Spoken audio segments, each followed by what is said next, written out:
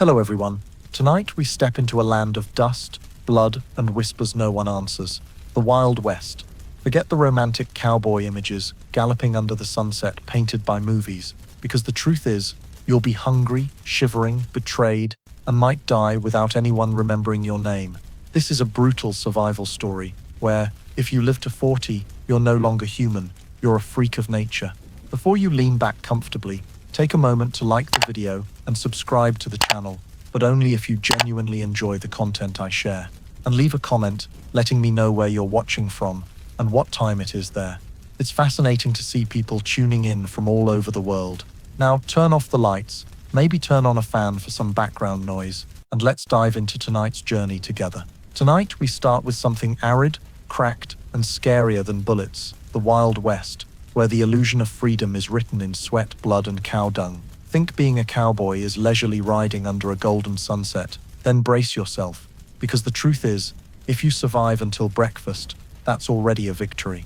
Now imagine this.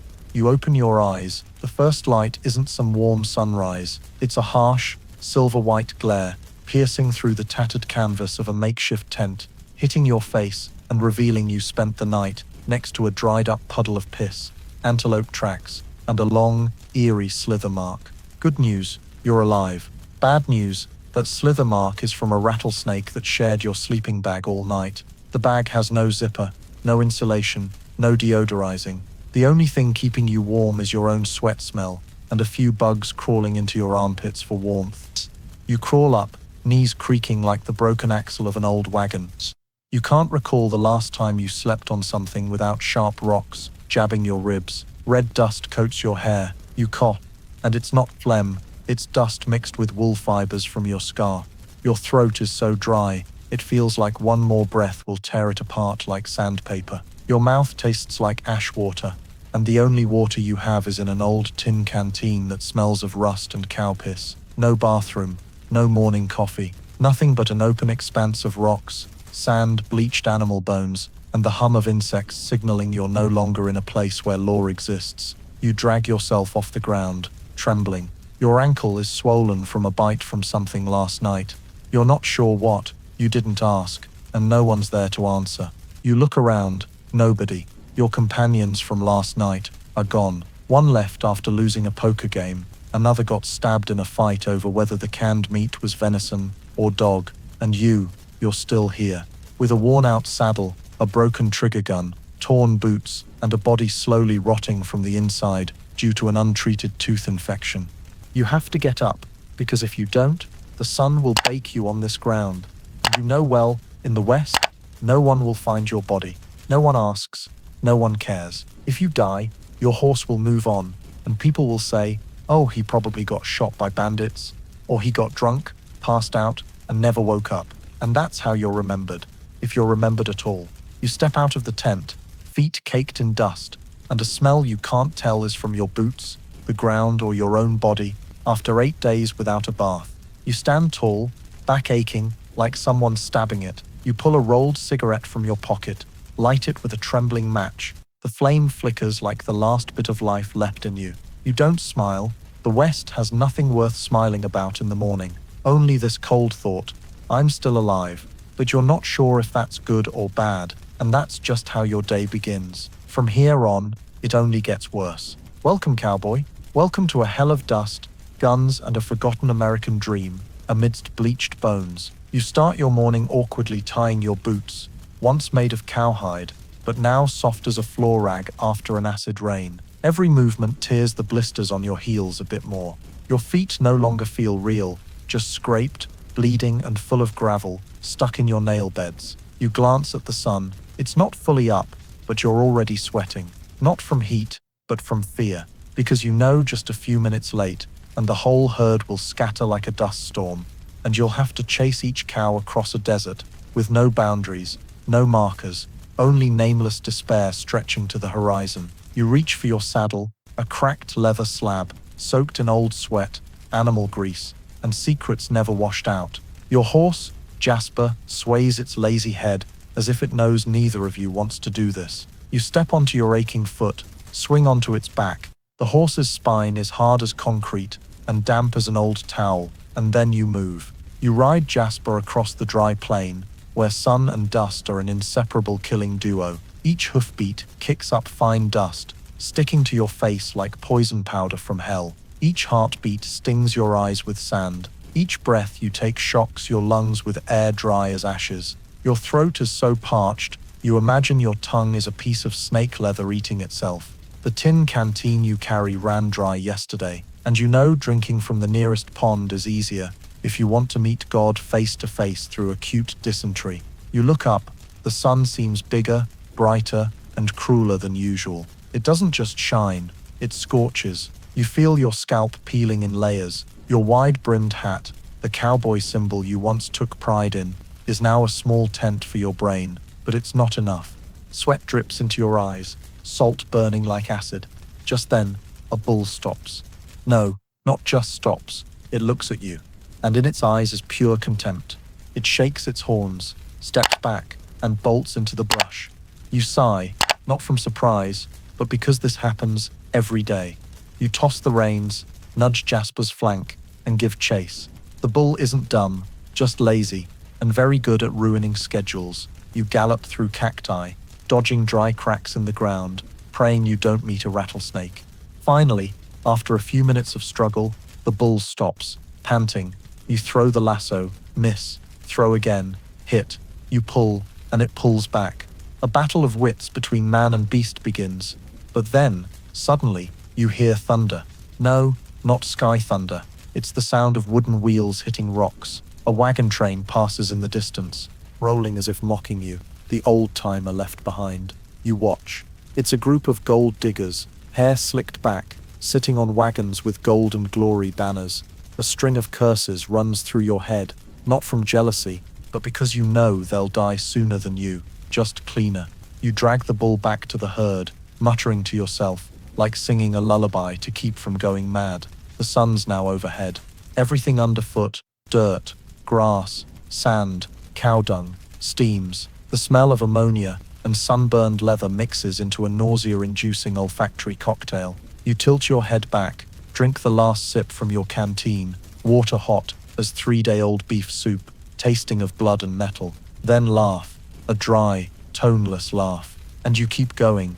You have to lead the herd to a wooden post 8 miles away, where there's a buyer, and maybe, if you're lucky, some hardtack and clean water. But you know luck doesn't come to cowboys. It comes to people who write novels about cowboys.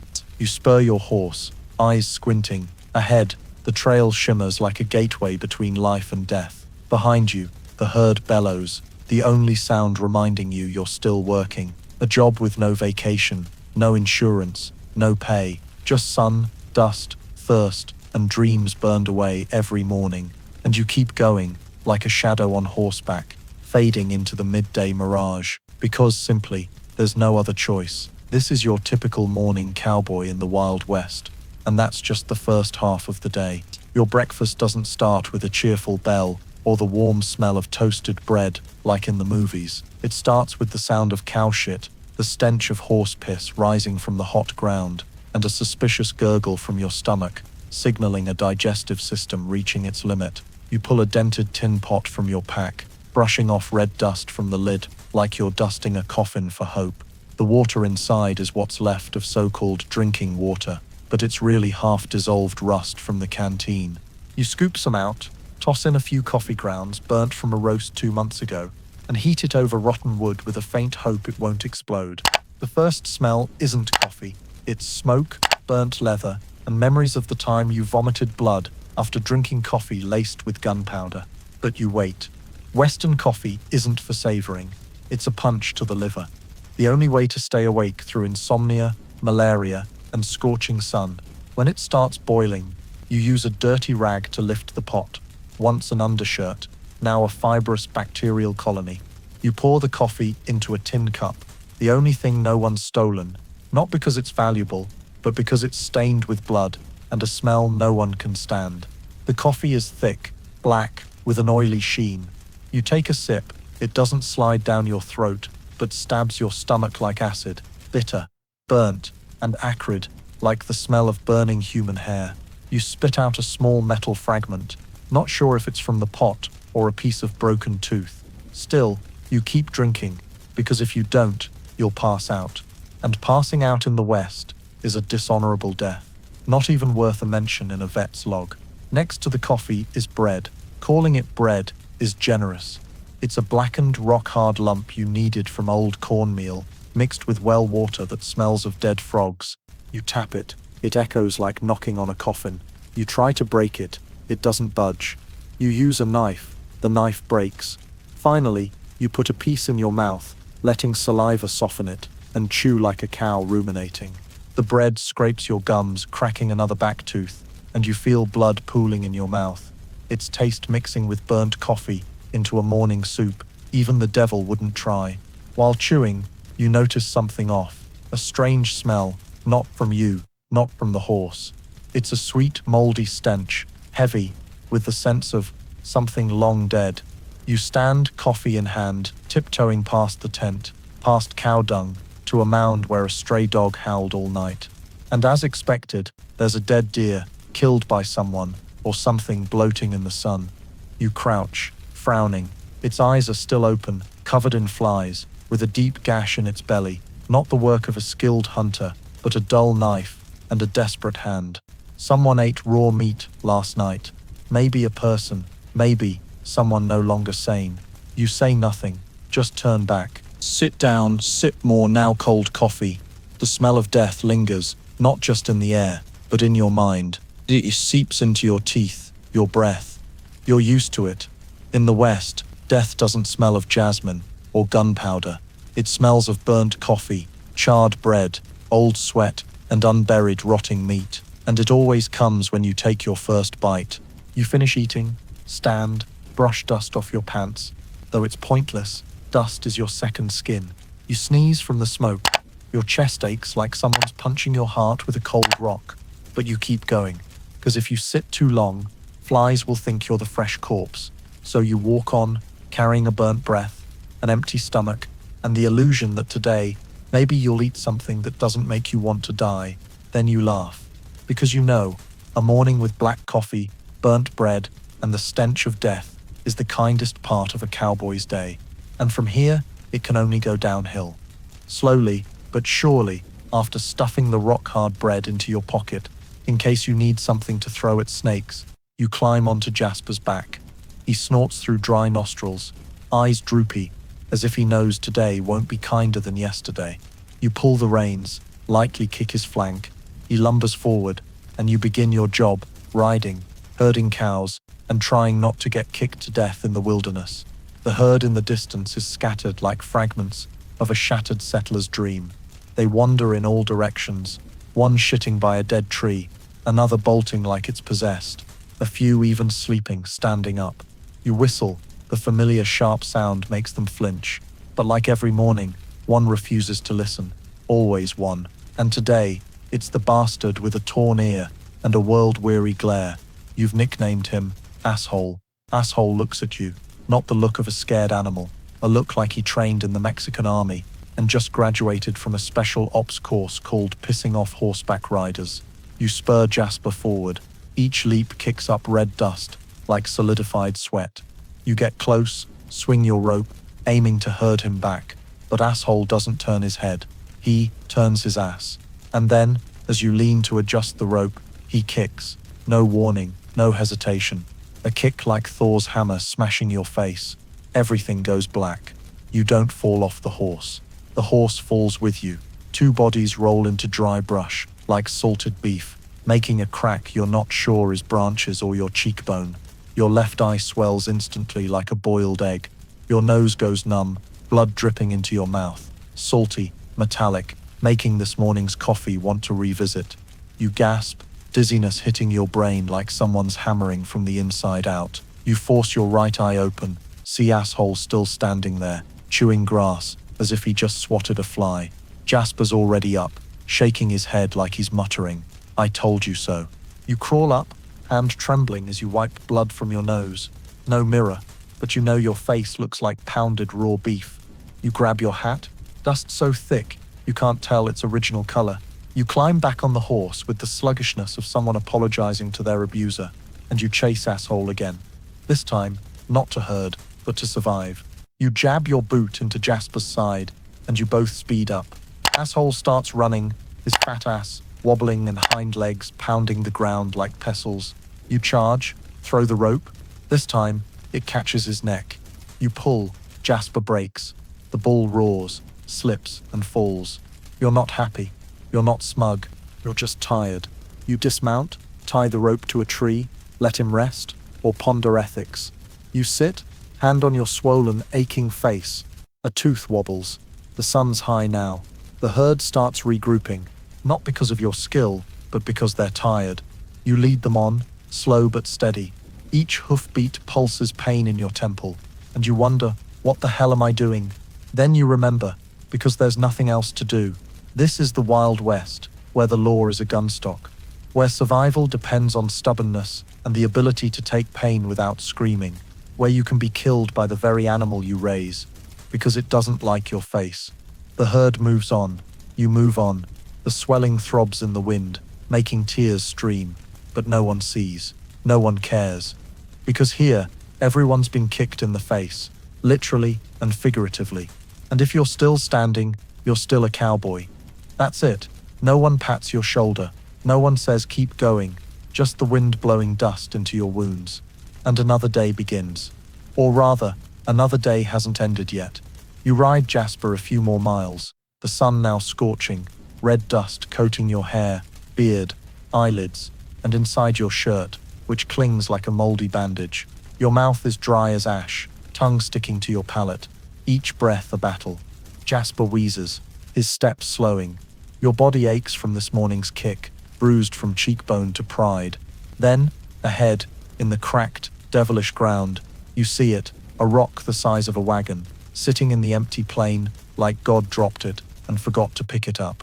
You ride closer, no trees, no shade, but the rock's west side blocks the sun for a few minutes.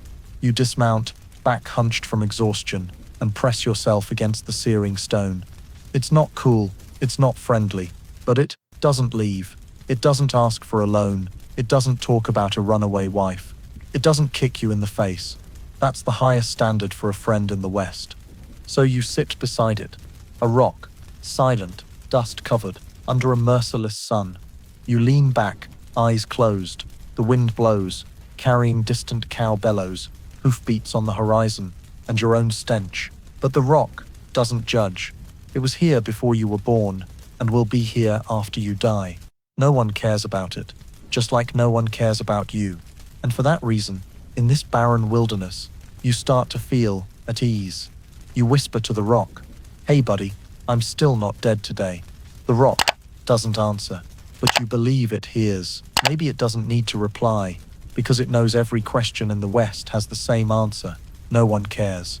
You tell it about this morning's kick, the burnt bread, the sleepless night, fearing a thief's knife in your dreams. You talk about the thirst, the first time you killed, not because you wanted to, but because you had to survive. The rock stays silent, but you feel it warm slightly, not from the sun, but maybe from listening in its stony way. You slump onto the ground, back against the rough, burning rock. No grass grows here, no ants crawl, just you and the rock, an odd pair in the deadly noon of the West. You take off your hat, shake sand from your hair, and let your head rest against the stone. A dreamy nap creeps in, brief but deep, where you dream something strange. You're in a bar, wearing a clean white shirt. Next to the rock, it's wearing a hat and drinking whiskey. You're doing good, it says. You're not dead. Then you wake. Cold sweat clings to your back. The sun has shifted. How long were you out? 10 minutes? An hour? No one knows. Jasper's still there, tail swishing. The herd moans in the distance. No one came to kill you. No one came to save you. You brush off dust, stand, pat the rock one last time. "Thanks, buddy," you say, then climb back on the horse. No applause, no soundtrack, just sand, sun, sweat, and a 2-ton rock. Now your best friend. And the most painful part, you don't find it funny at all. Goodbye for now, rock friend. See you tomorrow, if I'm still alive. You reach town and hear gunshots. Not threatening shots, not an alarm, just part of the background noise, like barking dogs or howling wind. Welcome to a place where violence isn't the exception, but the unspoken rule, where law is written with gun stocks and justice is defined by who shoots faster. You haven't tied your horse when a man stumbles out of the saloon, blood soaking his shoulder, shouting something like he cheated, or maybe he hit on my girl. Both are reason enough to get shot in the chest here. You don't rush to help, not out of apathy, but because you've tried before, and you nearly died from a third guy's bullet, standing on the sidelines, just for meddling in grown folks' business. You lower your head, pull your hat down, and hurry toward the blacksmith's, hoping to fix the loose trigger that made you miss a shot 2 days ago, when a robber held a gun to your head over some cows. The blacksmith, a one-eyed old man named Cray, glances at your gun and asks, "Still got blood on it?" You shake your head. Pity, he smirks. A gun without blood gets no respect, and you know he's not wrong. In the West, a weapon isn't just a tool, it's identity. It's your right to exist. No one cares about your name, hometown, school, or what your dad did. They look at your gun. If it's new, clean, unscratched, you're weak. If it's old, dented, with notches on the grip, and dried blood in the trigger groove, you've got field experience. And experience is the most valuable currency here. You toss a few coins on the table.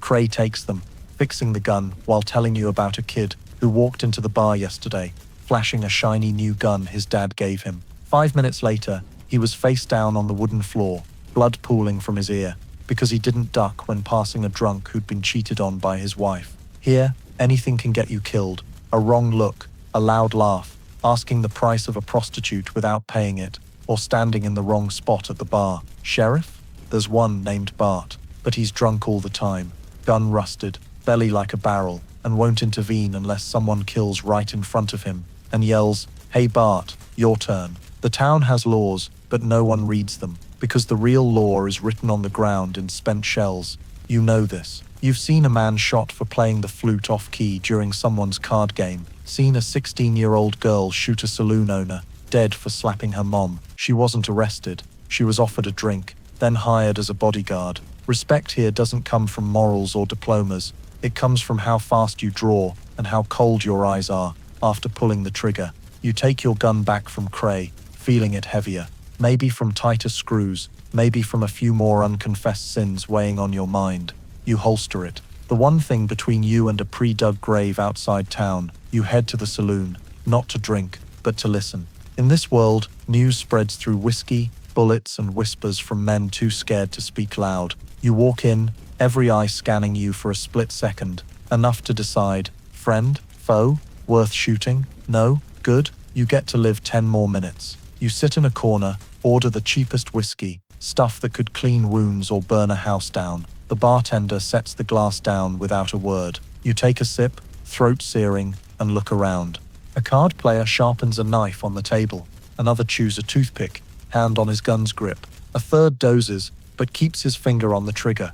No one trusts anyone, and that keeps this fragile peace, like a curtain hung before a storm. Violence here doesn't erupt. It leaks. It waits. Then it crashes like the sky collapsing. You've seen it too many times to be surprised, because in this West, a gun isn't just a weapon. It's proof of life. Your ID, your vote, your acknowledgement that you exist. And if someone denies it, they'd better draw faster than you. And you're never sure you're the fastest. But you know one thing, you're readier than anyone who's never seen a bullet tear through someone's eye and splatter their memories out.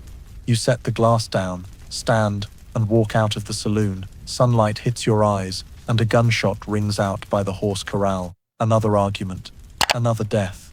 You don't turn back, not because you're heartless, but because you know in the West, turning back too many times means one day you won't turn back in time for the last one. So you keep going, gun at your hip, like a living warning. I'm not a good man, but I'm still alive. And here, that's enough. The Western Saloon isn't a bar, not a place for fun, and definitely not for relaxation. It's a den, a battlefield, a trading floor, a brothel, a confessional without a priest, and the place where every lost soul comes, not for salvation, but to fall a few more levels into earthly hell. You push the door open, the creaking hinges like fate's mocking laugh. The air inside is thick with the stench of cigarette smoke, horse sweat, old blood, and cheap whiskey, a sinful cocktail rising from the warped wooden floor. Dim light filters through the dusty air, making every face look the same, weathered, tense, and ready to pull the trigger if needed. You choose a table in the corner, where you can see the whole saloon, back against the wall, facing the door, as every survivor learns. The bartender, a fat, bald guy with tattoos of meaningless shapes on his arms, doesn't greet you.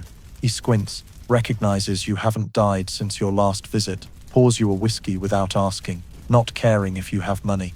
Here, you settle the tab, after drinking, or with your life. You lift the glass. It smells so strong it stings your eyes, your throat dry, as blood-soaked blotting paper. You take a sip. The liquid slides down your stomach like a small flame, burning and consoling you that, at least, you can still feel. Laughter erupts nearby. 3 guys playing poker, weapons on the table, faces cold as coins, and deceit reeking like half-burnt gunpowder. A woman passes by, red dress, dark lips, eyes more tired than someone waking from 7 years in a coffin. She glances at you, not flirting, but sizing up, if you're worth a glance. Then she moves on. No greeting, no transaction. Just the cold truth here. Everyone's measuring survival, second by second. You sit still, eyes tracking every movement, a hand slipping into a pocket, a foot shifting behind a chair, a bearded guy, quietly unholstering his gun. All signs. And when you notice a man's sleeve bulging oddly, where a wrist gun hides, you know things are about to turn ugly. Then, like a scripted act of fate, a yell erupts from the poker table. "You cheating bastard!" Followed by a chair crashing, glasses shattering, the sound of a gun being drawn, a trigger pulled.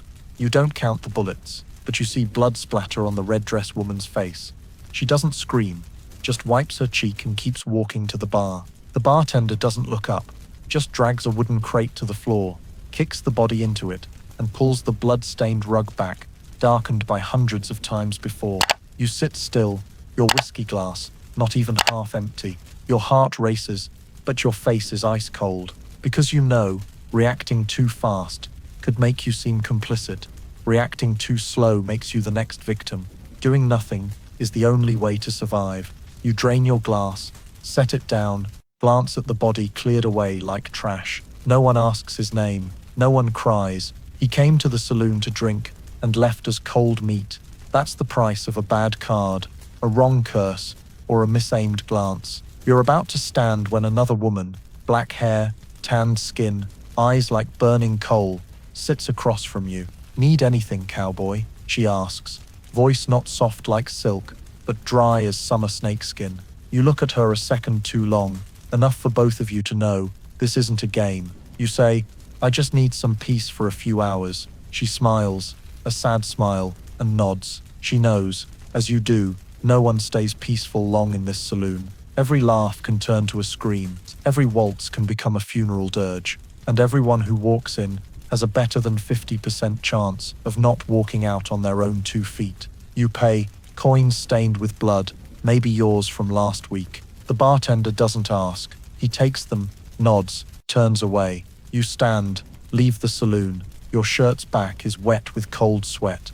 The blinding sunlight outside feels kinder than the eyes in that room. Jasper stands under a tree, head lowered, as if relieved. You're still alive.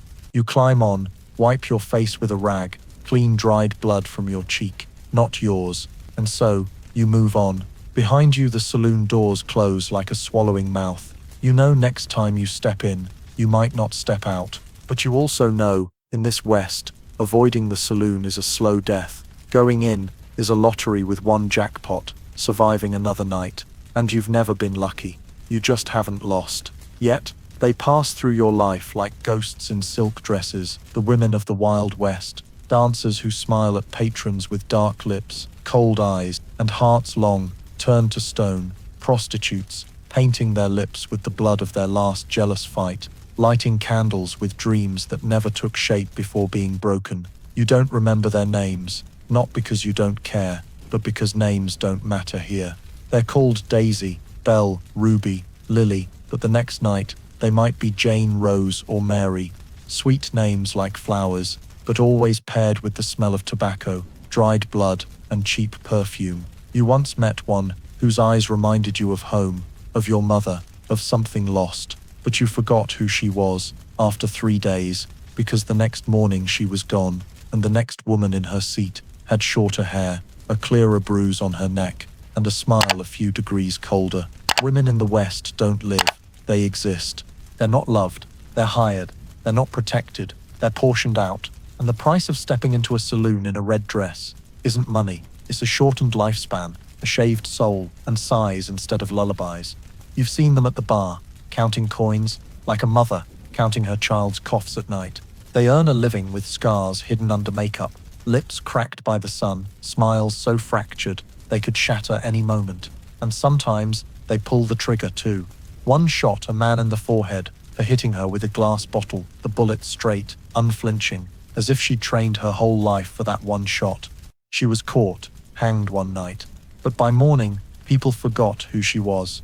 The man was buried behind the brothel. No marker, no flowers. She was called that crazy girl who shot a guy over nothing. And life went on. It always does. You slept with one, not out of lust, but because it was cold. You were drunk, too lonely to hold yourself without breaking. She didn't ask your name. You didn't ask hers. Both knew by morning there'd be nothing left. Just a dirty bed, wrinkled sheets, the acrid smell of gunpowder, and old laughter lingering on the ceiling. She smiled as you left, a tired smile, like a love song played on repeat until distorted. Behind her, someone's hand was already on her waist, ready to repeat it all, not for love. Because here, everyone needs a fake embrace before returning to the real nightmare. Some nights, you sit in the saloon's corner, watching them dance. The piano's off-key, high-heeled boots, stomp the wooden floor, shouts, heavy breathing. They spin like fans in hot wind, dresses flaring like sad fireworks, eyes pretending to shine, but lost like a child, abandoned at a train station. Some men grip their waists hard enough to crack ribs.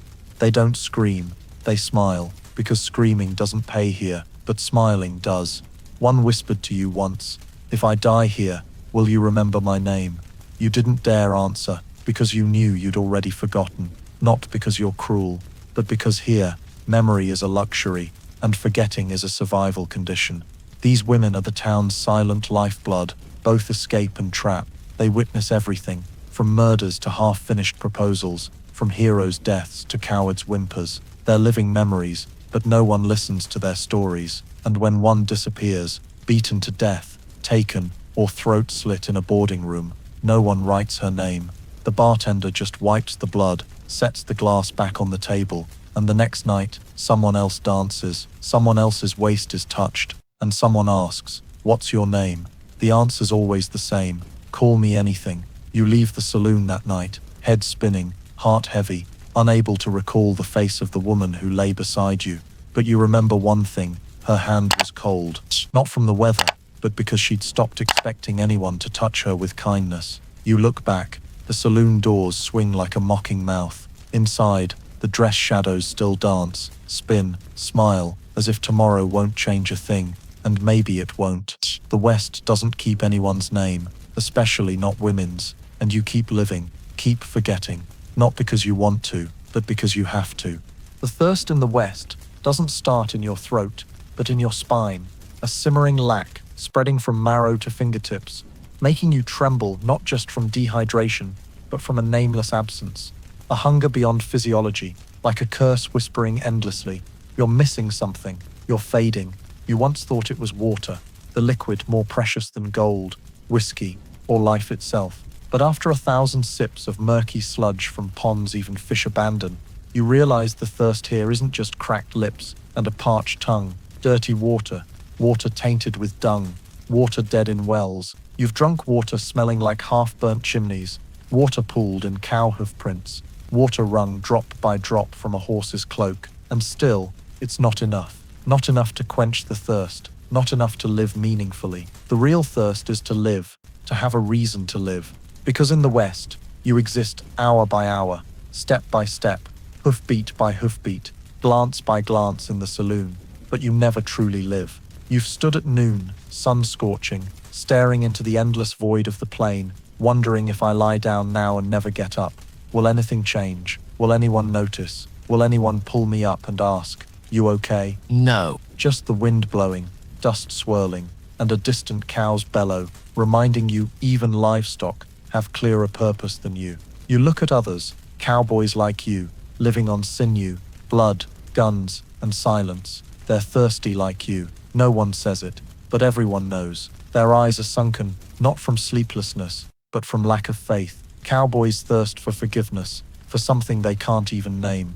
Prostitutes thirst for love, without a price. Bartenders thirst to see someone drink and laugh genuinely, instead of swallowing tears. And you thirst for someone to call your real name. Not you, not bastard, not cowboy, but the name your mother gave you, back in a house with a roof. That thirst no one sees, but it shows every time you see a couple passing through town, holding hands, smiling softly. You don't envy them. You just feel hollow, like an empty barrel the wind bangs against a stone wall, humming like an unhealed wound. How long since you touched someone without a knife at your throat? How long since your voice softened, calling someone's name?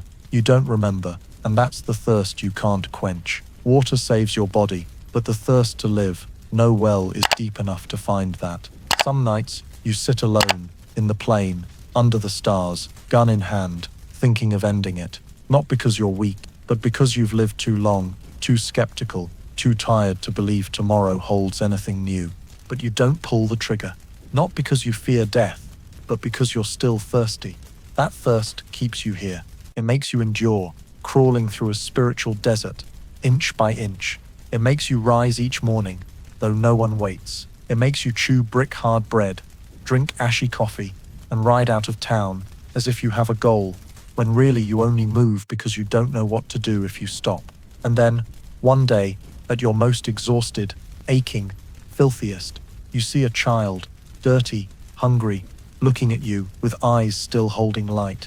It doesn't beg, just looks, and you see in its eyes your younger self, before you became a walking corpse with a gun, and for some reason, you step forward, hand it half your bread. No one sees, no one praises, no one rewards, but your chest feels lighter. Your thirst eases a bit, and you realize maybe living isn't about finding water, but finding the human part of you before the dust erases it. You climb on your horse, turn away, and for the first time in months, your lips are dry but not cracked, because you don't just thirst for water, you thirst to live without forgetting who you are. And if you hold on to that for one more day, just one day, that thirst hasn't won. You're still human. In the West, that's already a miracle. It's not the gun, not the rattlesnake, not the bandits or outlaws, but the wind, something you can't see, can't stop, can't shoot back at, invisible but strong enough to tear flesh, rip tents, knock you off your horse, and leave you naked under the sky, like meat forgotten on a grill. In the West, the weather is a silent killer. No warning, no mercy, no one controls it. Just you and your survival instinct. A sandstorm isn't like the books. It's not a misty haze or a gentle dust cloud passing by. It's a towering black wall, charging like a roaring beast. An invisible wave of sand, rocks, broken branches, animal teeth, and whatever the sky wants to hurl at your face. You see it from afar, the horizon vanishing, as if swallowed. Jasper steps back, smelling metal in the air. You quickly pull your coat over your head, wrap a scarf around your face, cover the saddle with buffalo hide, and tie the ropes like it's the apocalypse. Then it hits. You see nothing, hear nothing but the wind howling, like a ghost's wail. Sand slashes your face, like 1,000 tiny glass shards, cutting every inch of skin. You can't breathe. Each inhale shocks your lungs, coating your throat with sand. You drop down, huddling between your horse's legs, clutching your head, praying the wind doesn't sweep you away, like the corpses you've seen after storms, shriveled, eyes open, hands raised, as if they didn't understand what hit them. When the storm passes, you can't stand right away. You tremble. Your body is sand, in your ears, eyes, teeth, everything stuffed with red dust that was once mountains, cliffs, or someone before turning to ash. The sandstorms aren't the only threat. Floods, the paradox in a parched desert, are another nightmare. One day, the ground's cracked under a blazing sun, and you camp near a dry gully. The next morning, you wake to a distant roar. Minutes later, water like a monstrous red blood wave crashes from the sky. No rain, no warning, just a flash flood. Muddy water sweeps in logs, dead cows, live snakes, and anything too slow to escape. You climb a tree, watching your tent wash away like a toy. The water's cold, cold enough to nearly stop your heart. You cling to a branch, hands numb, muscles shaking, realizing it's not just scarcity that kills here, but excess too. The flood passes, you survive, but you lose your gear, your horse, your map, and another piece of your dwindling will. Then there's the cold. Winter in the West isn't romantic snow. It's a dry, cutting chill, seeping into your bones. Northern winds slice through rock crevices like razors, nights long as a prolonged death.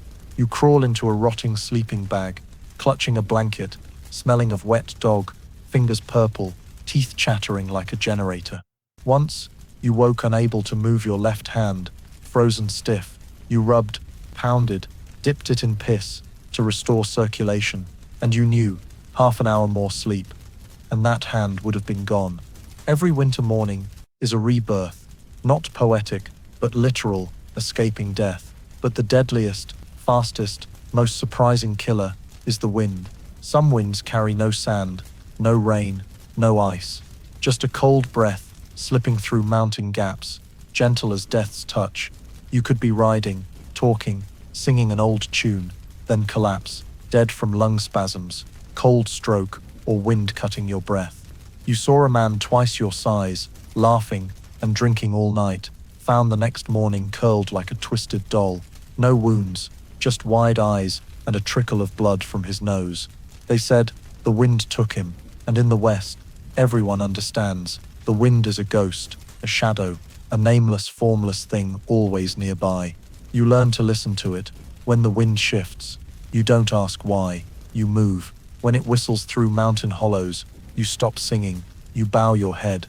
Because here, heroes don't survive. The quiet ones do. Those who fear, dodge, and stoop to keep going. You pass through storms, floods, cold, wind, but each time, you leave something behind. A nail, scalp, faith, memory, and you know, one day, a light breeze will be enough to bring you down, not because it's strong, but because you have nothing left to hold on to. The West isn't just harsh land, it's a sieve, a grinder, a soul crusher, and the wind is the final finger, pushing you through the narrow gap between alive and broken. You've slept beside it, eaten with it, cursed it, begged it, vomited on its saddle, and hoped if you died, it would remember you. That's your horse, Jasper, the only reason you're still alive in the Wild West. In a place where a man can smile at you in the morning and shoot you by afternoon, where a firm handshake might come with a knife in your back, an animal that only nods, neighs, and never judges becomes the only friend you can trust. Jasper isn't pretty. He's not the fastest. He's kicked you, stepped on your foot, and once ran off while you were being chased. But he came back. While your human companion vanished with the food sack, Jasper returned and lowered his head for you to climb on. He doesn't know your name, but he knows your sweat's smell, your whistle's tune, the rhythm of your hand tapping his neck to calm him. He feels your exhaustion through every heavy saddle, and you feel your survival through every step he pulls you from the desert, every neigh warning of strangers, every night he sleeps standing by your tent like a loyal ghost. You've buried your face in his neck and cried, not loudly, not soaking, just tears swept away by sand and blood on your skin. Jasper doesn't comfort, but he stands still, silent, as if saying, "Cry, I'm still here." You've seen him hurt, an arrow in his flank, foot bleeding after a chase through rocky land. You're no vet, just a man with a knife and whiskey. You pulled the arrow, hands shaking, tears falling because you knew if he died you wouldn't survive. You stitched the wound with a sewing needle, muttering stupid apologies as if words could replace painkillers, and he lived. He chewed grass again after 3 days. He stepped on his old wound without a sound. You watched him stand, tilting his head as if saying, "Your turn to keep going," and you did, with him. No one shares your sleeping space but Jasper. You've crawled into a sack with him, your back against his on nights so cold piss froze before hitting the ground. You believe his heart warmed yours when yours wanted to stop, not with affection, but with unwavering presence. People here make promises to share, to return, to help. Jasper doesn't promise. he stays, and that's worth more than any oath from a gunman's mouth. One night, you were hunted. You fell, slipped, too weak to run. Jasper turned back amid gunfire, hooves thundering, lowered his head for you to climb on, and bolted through the dark. You clung to his mane, blood dripping from your shoulder, head spinning, hands gripping tight, because you knew fall, and it's over. The next day, you woke in a rocky crevice, Jasper licking your face with a tongue wet with dry grass and well water. It was the first kiss you'd had in years, maybe the last. You've never said thank you to him. Not because you're ungrateful, but because you know you don't need to. Every pat on his neck, every shared piece of hard bread, every time you lead him to water, it's a silent thank you. Jasper doesn't need to hear, and you don't need to say, in the West, a horse isn't just transport. It's a pillar, a shadow, a witness to your worst parts that doesn't abandon you. You've killed beside him, vomited, cried, slept delirious with malaria, prayed in desperation. Jasper saw it all, and he never turned away. He doesn't judge the bodies you left behind. He doesn't fault you for the times you didn't dare pull the trigger. He just keeps going, as if saying, I don't need you perfect. I just need you to climb on and not die today. And you, because of him, are still alive today. In a place where anyone can turn on you, a horse is the last loyalty you have left. And sometimes, when you look into his eyes at sunset, you see something you've never found in a person: unconditional trust. Jasper doesn't know who you are, but he knows you're all he has. And you, him. Food in the West isn't for enjoyment, it's for survival. You don't eat because you're hungry, but because if you don't shove something in your mouth, your body will give up. And when you collapse in a place like this, the wilderness swallows you faster than a pack of coyotes. Your meal starts with a piece of jerky, not the sweet marinated kind from modern ads. It's old meat, dried for weeks, dark, tough as rubber sinew, and so salty each chew is a fierce battle between your tongue and your heart. You pull a rusty knife from your hip, slice strips of meat, chew slowly, not to savor, but to ensure your teeth don't fall out. Each bite of jerky is like chewing a smelly rubber block laced with salt and dust, sometimes with a hint of mold you pretend not to notice. Next comes beans, red, white, black, all with the same smell, slightly rotten, not enough to make you vomit, but enough to make your stomach clench in suspicion. The beans were soaked overnight in saved water, which could be anything: well water, rainwater, or water filtered through a torn rag from a dried-up dung puddle. You cook them over a campfire with rotten wood that smells like burning hair, adding a pinch of salt, not for flavor, but to mask the stench. Sometimes, if you're lucky, you have some fat, scraped from the bones of something you don't dare question, and toss it in for richness. But richness here just means longer diarrhea. You scoop a spoonful, put it in your mouth, chew beans that pop like rotten gas bubbles, and quietly swallow. No one compliments, no one says delicious. When you're done, you don't feel full, just that your stomach's not clawing itself anymore. That's a successful meal, but the real delicacy is coffee, or whatever passes for it. You heat water, the least dirty you have, in a blackened tin pot with a small hole in the bottom, so you tilt it just right. You toss in a few burnt coffee grounds, or when real coffee's gone, bitter roots, or even pulverized rotten wood, and boil it until the smell becomes unrecognizable. It's not aromatic, not richly bitter, not remotely awakening. It's like mixing floor cleaner with gunpowder and a bit of mud to trick your brain into thinking it's caffeinated. You pour it into a cup, if you still have one, or drink straight from the pot, feeling your throat scraped raw. Often you find sediment in your mouth, a mix of burnt powder, sand, and sometimes an insect that fell in last night. You don't spit it out. You're too tired to care. What matters is, the liquid's hot enough to keep you alert, and toxic enough to knot your guts for 2 hours, staving off hunger a bit longer. That's breakfast. Lunch is usually breakfast leftovers, colder, harder, more like trash. Dinner is a quick bite before crawling into your sleeping bag, just so your stomach doesn't keep you awake with cramps. Occasionally, if you've raided a supply sack or found unspoiled hardtack near a corpse, you get a piece of dry bread, hard as stone, speckled with green mold. You break it in half, heat it over the fire, not to sanitize, but to feel like you're toasting. Then you chew, crunching like you're gnawing a brick. And you know if you're alive tomorrow, You'll eat the same thing. You've dreamed of eggs, of bacon, of hot soup, but you wake to the smell of rancid beans, so you learn to dream less. The West doesn't let you starve to death. It just keeps you alive enough to feel hunger as part of your identity. Hunger is an identity. Hunger is a certificate of survival. And you, through each bite of rotting jerky, each throat-burning sip of coffee, each bean ready to explode in your gut, become part of the West, where food doesn't nourish you, it just keeps you from dying. And sometimes, like tonight, you sit quietly by the fire, chewing rubbery meat, sipping hot cleaner, and nod slightly, because you're still here, still alive. And here, that's the only spiritual meal that doesn't need salt. You thought losing an arm came from a gunshot, a slash, or being tied to a wagon and dragged to death.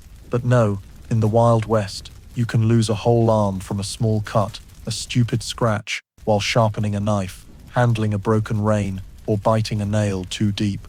Infection, that silent, filthy, invisible killer, is the most common assassin in a place where the nearest pharmacy is 300 miles away, and the only doctor you know used a surgical knife to open a can of beans. It starts with a throbbing finger. You think it's fatigue, a sprain, a splinter. Then one morning, you wake to a finger, swollen like a boiled potato, purple, pulsing up to your temple. Each touch feels like a red-hot knife, jabbing into your marrow. You have no medicine, no sterile bandages, no antibiotics, just a bottle of bad whiskey and a pocket knife. You try to drain the pus. The smell makes you vomit, yellow thick as glue, with a wave of heat, like a slow exploding brick oven, under your skin. You rinse it with whiskey, grit your teeth through the pain, wrap it in a rag used to wipe your saddle, and you hope. But infection doesn't need an invitation. It spreads. The finger swells, then the whole hand. You can't hold a gun, can't hold a spoon, can't sleep, because the pain spins your head like sunstroke, mouth dry, eyes blurred. You try to hold on, tie your hand with leather, soak it in cold water, drink more whiskey, but the fever starts. You babble, see things that aren't there, mistake Jasper for a person, then you collapse. At night, in your tent, alone. You wake the next morning with your arm purple from the elbow down. You know what's coming. You don't need anyone to tell you. You've seen men die like this, not from a bullet, but from no medicine, no doctor, no choice. And you, trembling, know if you want to live, you must do the most horrific thing, cut your own arm. Not with a surgical saw, not with a medical knife, but with the knife you use to slice meat. You heat it over the fire, see the blade glow red. The smell of burning iron makes you vomit.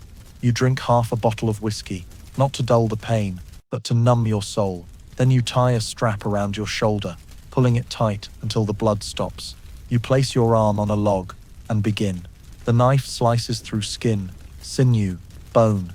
You scream, yell, curse, cry. Jasper neighs outside, as if he understands what's happening. Each cut is a piece of you falling away. You bite your boot to stop screaming, and then after a time no clock can measure, you see your hand drop to the ground, severed, mangled, blood dripping onto the sand. You grab a rag, wrap the stump, burn the rest in the fire. The smell of human flesh burning. No one sings a farewell, no priest, just you, the knife, and a part of your body no longer yours. You survive. You don't die from shock, don't die from blood loss, but you're not you anymore. From then on, everything's harder. Tying ropes, drawing a gun, eating, all hell, but you're alive. And in the West, living with one arm beats dying whole. You met another man, also one-armed, who said, "Here, what you lose doesn't matter. What matters is you can still crawl to the next morning." You nod, silent, because you know, in this place no one cares if you lost your arm by accident, gunshot, or your own hand, as long as you don't die. And if you tell this story in a saloon, they'll just shrug, drink and say, "I know a guy who lost both legs and still rides better than you." The West doesn't pity, it only notes who's alive and who's not. And you, with your left arm now just an empty stump, still ride Jasper forward. On horseback, the wind stings your healing wound, sharp but real, painful but real. And that reality, in a strange way, proves you've won, not against fate, but against the 300 miles between you and death. You don't hear the gunshot, don't feel the bullet tear through the air, Just a jolt in your coat, then your legs buckle, the sandy ground slamming your face like a cold slap from God. Your eyes open wide, seeing a lead-grey sky, clouds spinning like a bowl shaken hard. You don't scream, don't wail, just gurgle, as if calling for your mother, a sound trapped in your throat with blood, sand, and gunpowder. Your remaining hand trembles, clawing at the cracked earth for something to hold onto, but all you see is red dust, dried cow dung, and your own footprints from minutes ago. The bullets lodged somewhere in your back, spine, liver, you're not sure, but you feel cold spreading from your gut to your legs, from your heart to your fingertips, like every vein is freezing. No one's nearby, no one witnesses. Jasper stands far off, turning to look at you. He neighs softly, steps back, then stops, hooves stamping, as if urging you to stand, but you can't. You can't feel your legs anymore. The wind picks up, blowing sand in your eyes, blurring everything, the face of whoever shot you, the town's distant outline, the past and future you once dreamed of. You're dying, not a heroic death, not in a packed saloon shootout, not galloping toward a fiery horizon, but dying in the dust, silently, shot in the back, in broad daylight, with no one knowing your name. You think of your mother, of a warm kitchen, a hot bowl of soup, a trembling hand wiping sweat from your fevered brow. You think of a girl who smiled at you by a river, a smile you never forgot, but whose name you can't recall. You think of Jasper, will he leave, or stand there, guarding your body, until someone kind enough drags you away.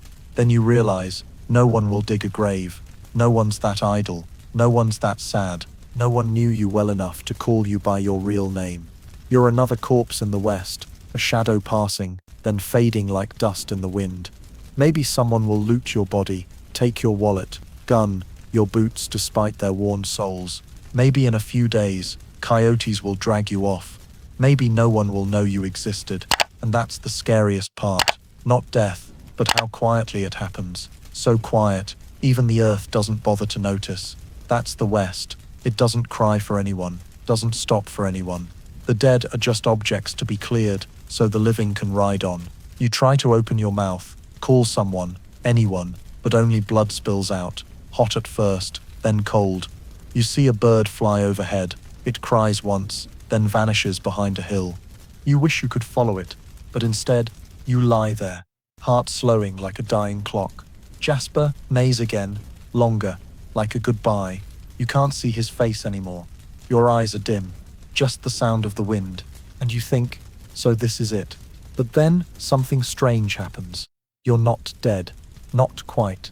Your heart still beats, eyes still open, pain still there. You lie there all night. No one comes, no one buries you. You die, at least in the world's eyes, but your body, somehow, hasn't given up.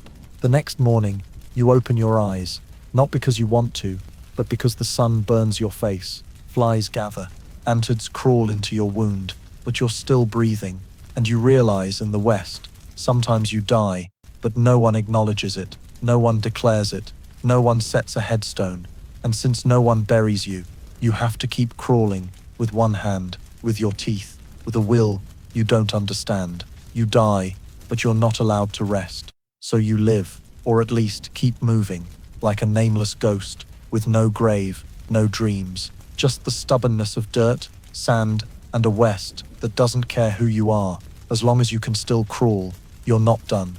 Funerals in the West have no sad music, no black-clad mourners, no priest murmuring farewells, no flowers covering a coffin, because here, most dead don't get coffins, and most can't afford flowers. When someone falls, blood soaking the ground, eyes staring at the sky, as if asking why, the funeral begins and ends in that moment. Sometimes, if you're lucky, someone ties a torn rag over your face, not out of respect, but because no one wants to see your staring eyes while drinking. The bartender might pour a whiskey, set it on the table, untouched, just there, like the glass is a makeshift grave in a world without tombstones. Someone might nod, saying nothing, as if that nod is the only way to acknowledge, yeah, he lived. Then life goes on. The off-key piano starts again. Dancers return to the floor. Guns peek from under coats. Cards are dealt, and your body might still lie there, waiting for someone to drag it away. No one gives a eulogy. No one asks your last wishes. If you have a true friend, rarer than gold in the West, he might drag you behind the stable, dig a shallow hole, so rain exposes your bones. He'll sigh, toss you in, cover you with dirt and trash, and spit before leaving.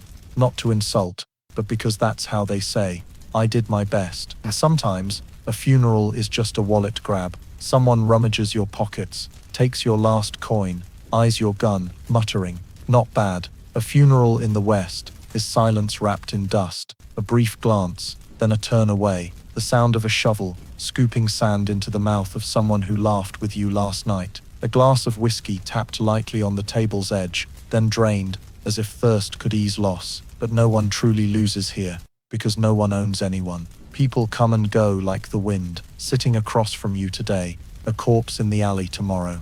And if you're still alive, you drink, nod, and move on. Because lingering in grief is suicide. Because here, the next to fall could be you. So you drink fast, remember little, and leave before dark. You once saw the fullest funeral in these parts. 3 men digging a grave under scorching sun, a girl standing nearby, holding wilted wildflowers from 3 days ago, and a bottle of whiskey passed silently. When the body was lowered, the last man muttered, "He wasn't a bad shot," then they left. No one looked back, no one set a stone, just the wind blowing through, and days later, no one remembered who lay there. You heard of a bandit hanged outside town. No one knew his name, no one claimed him. They tied him to a border post as a warning. 3 days later, an old man rode up, stared at the body, cut the rope, buried him behind a hill. When asked who it was, he said, "The guy who saved my life." That was the grandest funeral you ever saw. In the West, there's no room for flowery speeches or lingering tears. Here, a funeral is just confirmation someone's gone, a brief acknowledgement their existence once crossed yours, and now it doesn't. A nod, a glass, a moment of silence amid the wind, then it passes like no one died. You sit there, staring at the empty spot where a body lay, and you know one day they'll do the same for you. And if you're lucky, someone will nod, nothing more, no trumpets, no drums, no tears, just a slight nod, like a yeah over a drink. And in this West, that's all you can hope for. You once had a name, maybe William, or Samuel, or something your mother whispered when she first held you. But that name now is just a sound sinking into the desert, uncalled, unanswered, unwritten on any paper. In this West, identity doesn't exist. No one asks where you're from, your birthday, what you studied, who you loved. They look at the gun on your hip, the scar on your neck, the grit in your voice, and most importantly, how long you last in a fight. Everything else is irrelevant. You could be a cattle herder, a washed-up gold digger, a deserter, or even a renamed killer.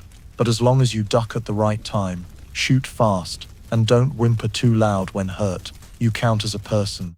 No more, no less. No one writes your biography. No one builds your statue. If you die, they might remember you as the guy a horse kicked to death, or the one who missed shooting left-handed. That's how history remembers you in the West, by nicknames, distorted tales, unverified rumors. And strangely, you start to accept it. You stop introducing yourself, stop talking about home, stop trying to make anyone understand you, because after months of dust and blood, you realize no one cares who you are. No one wants to dig past the first glance, because everyone's trying to forget themselves. The West is a land of those who left their real names, real pasts, and the last bits of their real selves behind. Everyone here is a shadow in a wide-brimmed hat, with tired eyes, surviving on small lies, repeated so long they believe them true. You heard a man claim he was an old El Paso sheriff, but one drunken night, he sobbed like a child, muttering, "I was just a laundry boy who escaped." A woman said she was French nobility fled to America, but the knife scar on her back and her few remaining teeth told a different story. No one asks, no one exposes, not out of kindness, but because everyone's playing a role to keep existing, and so are you. You're no longer the barefoot boy running through wheat fields, not the young man who cried for love, not the person who feared blood or flinched, killing his first chicken. Now, You're the shadow riding an old horse, scarred face, the quiet guy drinking whiskey alone, the snake-tough survivor. That's what they call you, by image, by impression, by what they can measure with eyes and ears. Your identity is how many times you haven't died, period. No one cares why you came here. You had a reason once, fleeing something, a debt, a body, a shattered dream, but not anymore. Now you're here because there's nowhere else. You don't belong to this town, but you don't belong to any other, either. You're a willing wanderer. And the West, a land of the nameless, opens its arms not out of love, but because it can hold you. It holds all the discarded, patched up, broken lives, and it doesn't need anyone whole. As long as you don't ask, who am I, too often, because that question here is meaningless. Who are you? No one knows, no one cares. And the scariest part, after a while, you stop caring too. You don't wake up thinking, I'm William. You think, what's to eat today, who's trying to kill me, and if I'm shot, which way do I crawl? That's how the West swallows souls, not with guns, but with forgetting. It doesn't burn you, doesn't kill you outright, but grinds away every memory, every emotion, every dream, until you're just a husk and reflexes, a nameless human, an existence without echo, but still alive. And here, living, is the only victory recognized. No one knows who you are, but you still ride Jasper over bone-white hills. You still enter the saloon, drink the nameless man's whiskey. You still sit in the corner, watch others die, and think, tomorrow might be my turn. No one writes your story, but every scar, every lost finger, every dodged glance is your silent, brutal, enduring declaration of survival. Nameless. Cowboy. 2 syllables romanticized into legend, painted on the silver screen with half-smirks, wide-brimmed hats, casting shadows over faces, riding through fiery dawns like free warriors under the sky. In books, stories, and tales from those who never left New York, a cowboy is a symbol of defiance, noble spirit, doing wrong for the right reasons at a steep cost, but standing tall. But the truth in the West is different. Here, cowboy isn't an icon.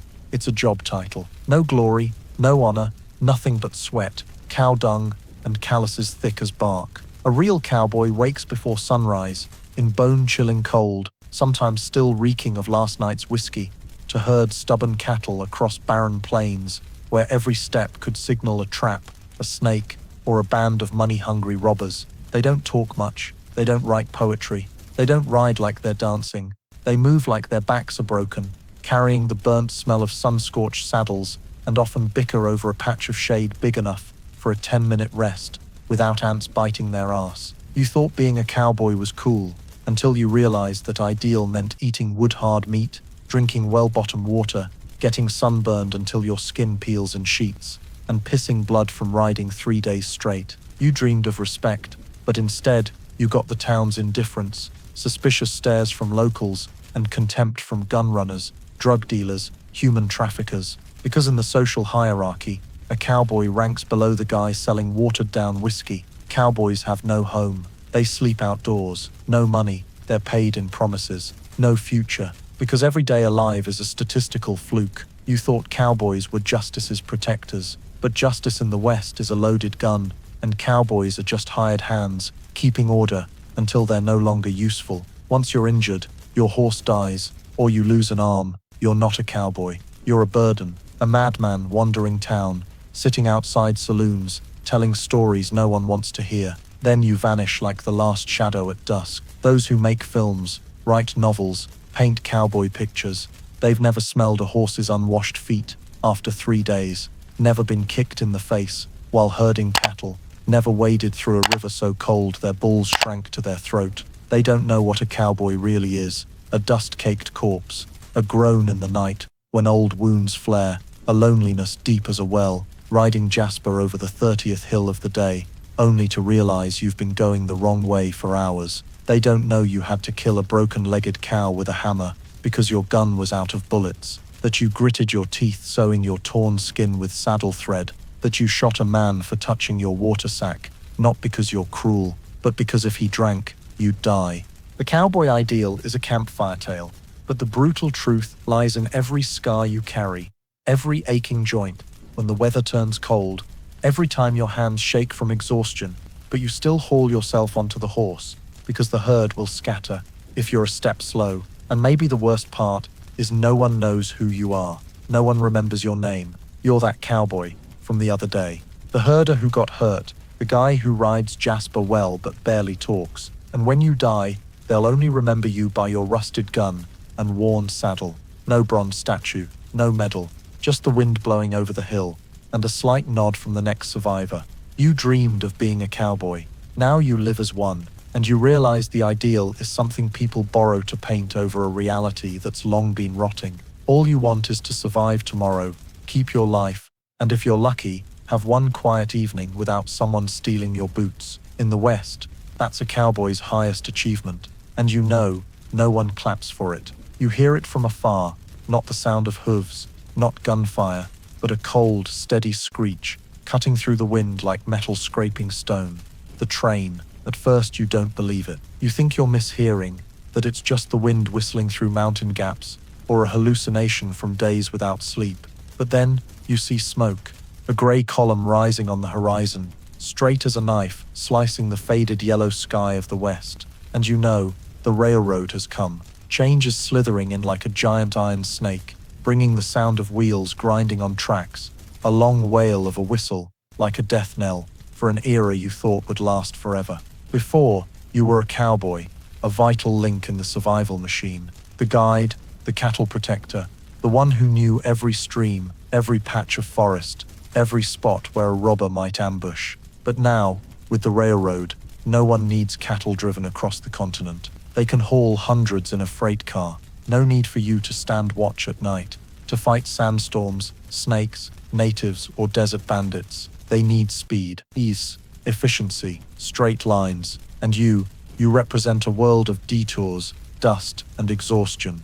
A cowboy can't compete with a steam locomotive. Do you watch the train roll through town, gleaming with steel, reeking of coal, and roaring like a metal beast? People gather to stare, kids cheer, women clutch their children, and step back onto porches. Men who once rode horses now talk of fortunes from land near the station. You hang back. In your eyes, it's not progress. It's a death sentence. Because you know when the railroad arrives, towns grow, laws tighten, land gets parceled, maps redrawn, and people like you have no place outside the lines. You lived in chaos, but a chaos you understood. What's coming is order, but an order with no room for you. The exploiters follow the railroad like flies to a corpse. Surveyors, silver miners, coal miners, gold miners, all carrying blueprints, numbers, lawsuits, and shiny new pistols. They don't need cowboys, they need foremen, mechanics, engineers. They speak the language of dollars and courts, a language you never learned, never understood, and can't ride away from. You walk into a bar once filled with cattlemen, its wooden floor scarred with spur marks and smelling of horsehide. Now it has a no smoking sign, tables covered with white cloths, and a bow-tied bartender. You order a bourbon. They ask, "Got money?" You stay silent. Not because you're broke, but because you know your voice, your sunburned face, the smell of saddle on your coat, no longer fit here. You take a sip, the whiskey not tasting like it used to, not because the recipe changed, but because you've changed. Or rather, the world changed too fast, and you couldn't keep up. Before you lived by instinct, now people live by train schedules. Before you navigated by stars, now they use pocket watches. Before you were the guide, now you're lost in your own homeland. The trails you once galloped are now tracks. The grasslands where you slept are now no trespassing.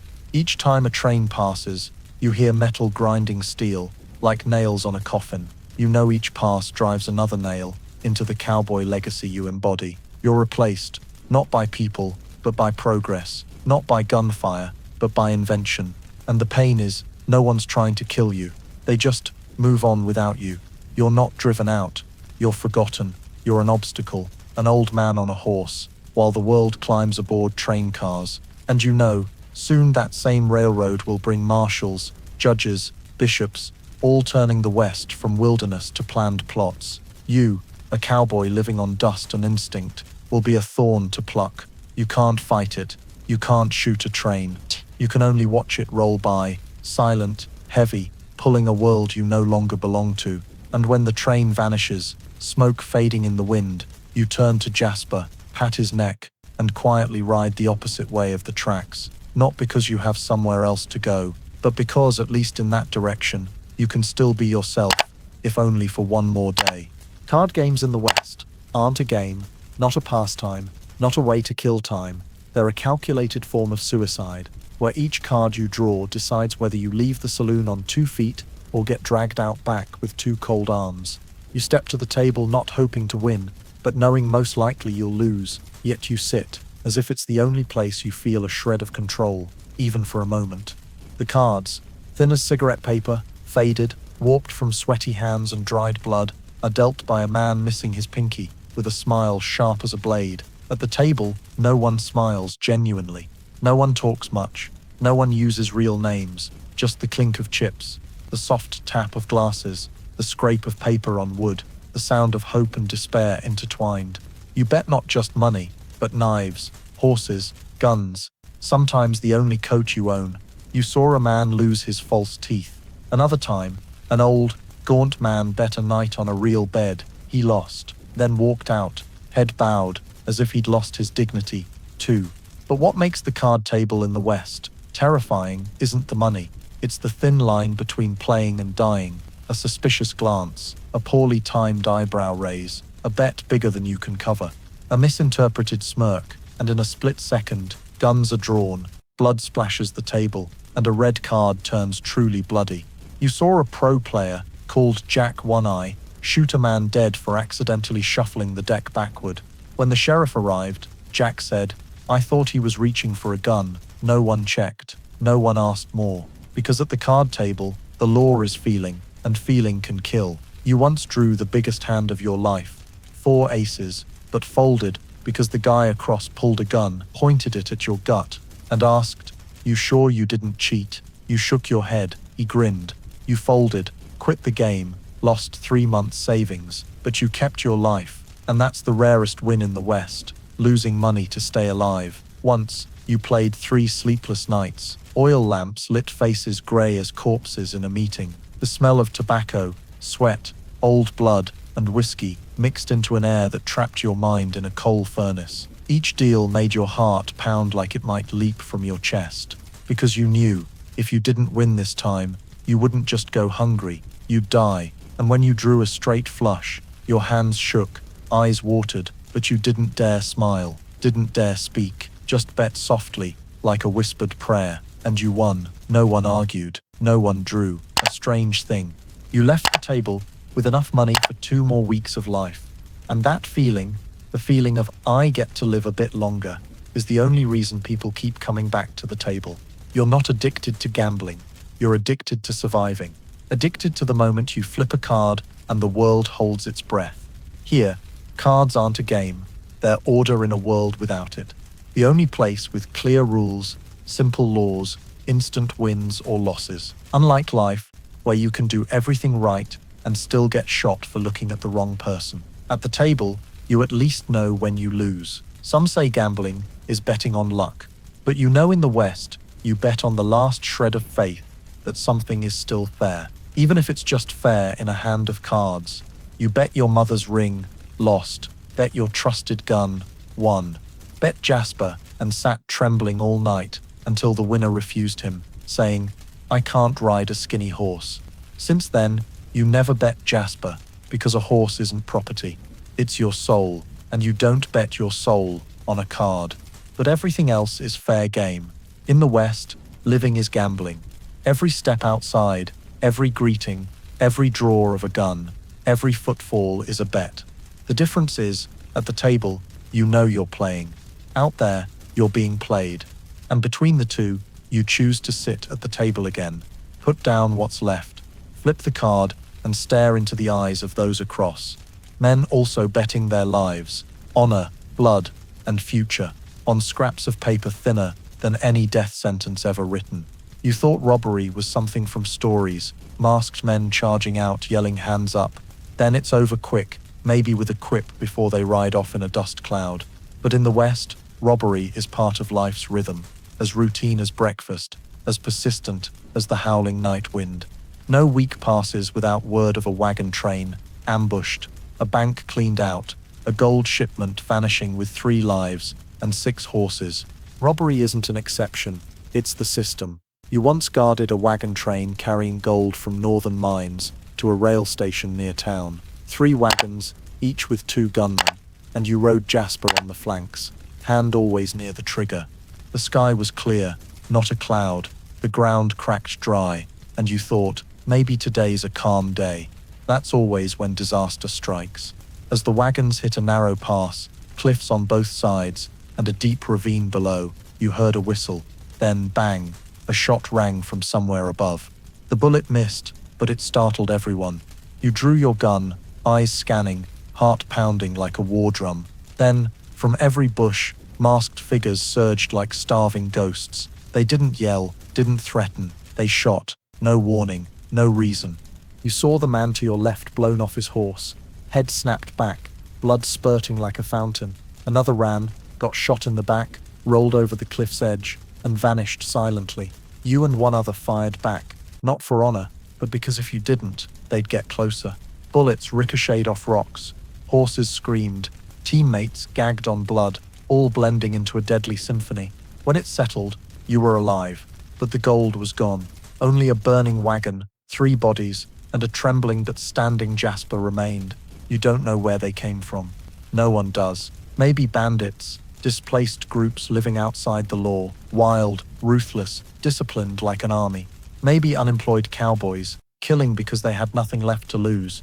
Maybe you, one day, if hunger pushes you far enough. Because in the West, the line between guarding gold and stealing it is thin as a hair. One side has guns, so does the other.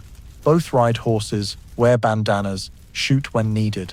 The only difference is who fires first and lives to tell. You heard of a heist, a gold train, 10 guards, ambushed by 4 men. They rigged a fake track, derailed the train, used dynamite to blast the freight car, and took the gold in under 10 minutes. No survivors. When people arrived, only charred bodies, warped wheels, and a handwritten note. Thanks for not making it hard. You don't know whether to fear or admire them. Because in a world without real law, the side with the better plan, faster draw, bolder nerve, is king. You passed a town with 3 banks, now there's 1. The other 2 were destroyed in back-to-back explosions within a week. A robber once told you, nothing's sweeter than a safe blowing open in the dead of night. You laughed, then realized he meant it. These men don't rob from hunger. They rob to prove they still exist. When you live in a society that forgets your name, doesn't respect you, offers no chance but daily survival, robbery stops being a crime. It's a protest. Bloody, lawless, and you, like it or not, are always in the middle. Once, hired to escort a shipment, you were ambushed mid-route, shot a man. Later, you found a letter in his pocket. Dad, I'll be back after this job. We'll have money to rebuild our little house. You didn't eat for 2 days, not because you regretted his death, but because you realized behind every gun is a person, and here no one gets to choose to live decently. You looked at the empty wagons, rode back to town. No one blamed you, because everyone knows gold wagons in the West are moving targets, and coming back alive is a feat. You thought you were a defender of justice. Now you know you're just a cog in a game where no side's clean. You don't ask who's right, just am I next? And in your mind, recalling the eyes of the robber you killed, not regret, not pride, just a lingering question. If the roles were reversed, would you have done different? You know the answer is no. In the West, survival is everything. Whether you're the robber or the robbed, depends on which side of the gun you're on that day. White folks called them savages, redskins, wild Indians, living off blood and dirt. But the truth is, Native Americans lived on this land, long before wagon wheels rolled and telegraph poles sprouted in the desert. They didn't build brick houses, didn't set up courthouses, didn't mint coins, but they had laws, territories, ancestors, and spirits tied to every blade of grass, every mountain range, every babbling stream in a valley that one day the US government would call Mine No Mo 7 or Relocation Zone 3. You heard about the deals, treaties signed in ink, tears, and blood, where Indians were forced to give up land for food, medicine, and lasting peace. But peace was never lasting, and medicine often came late or not at all.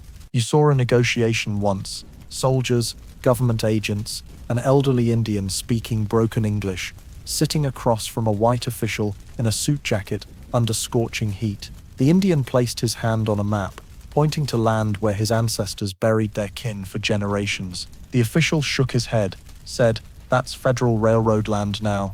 The Indian said, "That's our heart." The official replied, "No, it's strategy."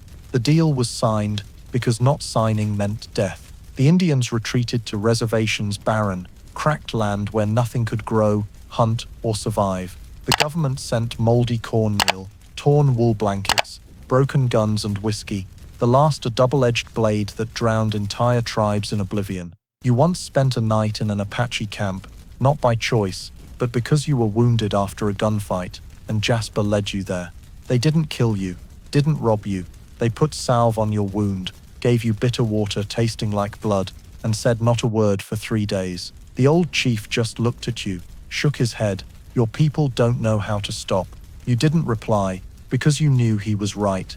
The West wasn't conquered with reason. It was torn apart by bullets, incomprehensible legal clauses, wagon trains raising villages, and slogans of civilization. Indians were pushed back like waves against stone, back, until there was nowhere left to retreat. And then they rose up, not to reclaim land, but to die on it. You saw Cheyenne warriors charge across a plain, screaming like a tornado, flaming arrows arcing into a hastily built US Army camp. They knew they'd lose, knew they'd be hunted to the ends of the earth. But they fought, for honor, for ancestors, for children with nothing left to lose but a worthy death. You stood far off, hand gripping your gun, not firing, not because you sided with them, but because you weren't sure your side was worth fighting for. After the attack, the army burned tents, shot women and children, called it clearing rebels. Newspapers wrote, "Glorious victory for democracy." But you knew it was a massacre. Months later, another deal was signed. The blood-soaked land was renamed, sold to a silver mining company. Surviving Indians were herded to a new camp, each barely anyone whole in body or spirit. A girl who once saved your life, an Indian with ash-colored eyes, was taken as a maid for the sheriff's family. You saw her once. She didn't recognize you. She muttered in her native tongue, staring through you like into an abyss. You left. No goodbye, because you knew, between deals, no one kept their word. Neither side. And the greatest betrayal wasn't from guns, but from paper. Treaties signed, then torn. Promises made, then forgotten. Souls uprooted from their land and left adrift in drunken despair. You heard of a tribe once living in the mountains, lured to a valley with promises of schools and doctors. They got a prison and 2 sacks of flour. They didn't complain. They just died off. And that was it. No one recorded their names. No one built statues. Just the wind blowing over a hill, once their ancestral graveyard, now a coal mine. You ask, what have we done? But the West has no room for questions, only actions. And sometimes, silence. Like now, as you sit alone, watching the sun set behind mountains once owned by a tribe, thinking of all the deals, papers soaked in blood and lies, that turned a people into ghosts in their own homeland. You don't cry, you don't rewrite it, you just ride Jasper on, because that's all you can do, in a world where justice is only for those still alive and able to sign their name. They came from everywhere, Scotland, Ireland, Germany, Italy, even China, with bulky luggage, fiery eyes, and hearts brimming with what they called the American dream. They crossed oceans, deserts, forests, themselves, to reach the promised land, where gold lay in the earth, freedom hung in the sky, and opportunity seemed to bloom under every step. But upon reaching the West, that dream quickly changed color, from glittering gold to the dried blood caking their picks and shovels. You worked in a gold camp, where men slept in shared pits, ate from shared pans, and cursed in every language. No one trusted anyone. No one smiled genuinely. Each morning, hundreds grabbed shovels, descending into the earth, hoping to find a speck of metal that could buy a new life. Most found only mud, toxic water, or a slow death from lung disease. You remember the smell: sweat, muck, rat droppings, and despair. Some panned gold for 6 months, found nothing, then died in a cave-in one morning. Others got lucky, found a handful of gold dust, only to be killed in their sleep by a campmate. The murderer slit his throat with a broken spoon. When caught, he said, "I needed a fresh start." The American dream in the West was that, a start in blood, followed by betrayal, ending in loneliness, buried with nameless corpses. You dug alongside a Swede, blonde as corn, hands big as shovels. He said he came to get rich and bring his wife and kids over. 6 months later, he sold his teeth for opium. 8 months later, his bloated body was found in a creek, robbed of everything but a locket with his daughter's name. No one sent him home. No one notified anyone. Just you, quietly burying him under 3 rocks. No marker, no flowers, no Bible. That was the grandest funeral possible here. The crowd kept digging, kept believing, kept dying. The Chinese were shoved to the worst areas where stone was iron hard and toxic gas rose from the ground. They worked like machines, beaten, exploited, called everything but their real names. A man named Lee saved you from a cave-in, lost a leg but kept working. When he died of fever, the boss said, "Get the body out before it stinks." You never forgot that. White men weren't much better off, just thought they were superior. An Italian you knew bought land, planted potatoes, then had it seized by local authorities for invalid ownership papers. The American dream was blood-soaked. Land was never cheap, and gold never reached the diggers' hands. The rich didn't wield picks. They sat in offices, signed papers, bought land, and hired others to die in the earth for them. You saw a wagon train of migrants, women, children, elderly, dragging luggage through blistering sand. They believed posters at train stations.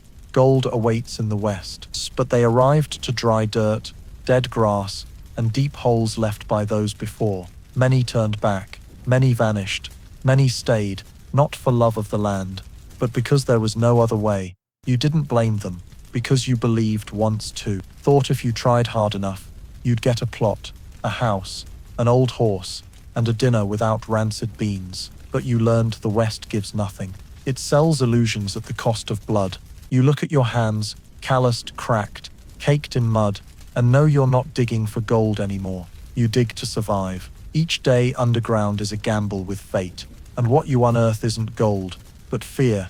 Fear that today might be your last. You kept a gold speck the size of a bean, hidden in your sock for 2 months. Then starving, you traded it for a plate of stew and a bottle of whiskey. No regrets, because here, the American dream isn't land, a ranch or a future. It's one night with a full belly, unstabbed, and sleep without nightmares. Newcomers keep arriving, with faith. You carry scars. They ask, is there hope?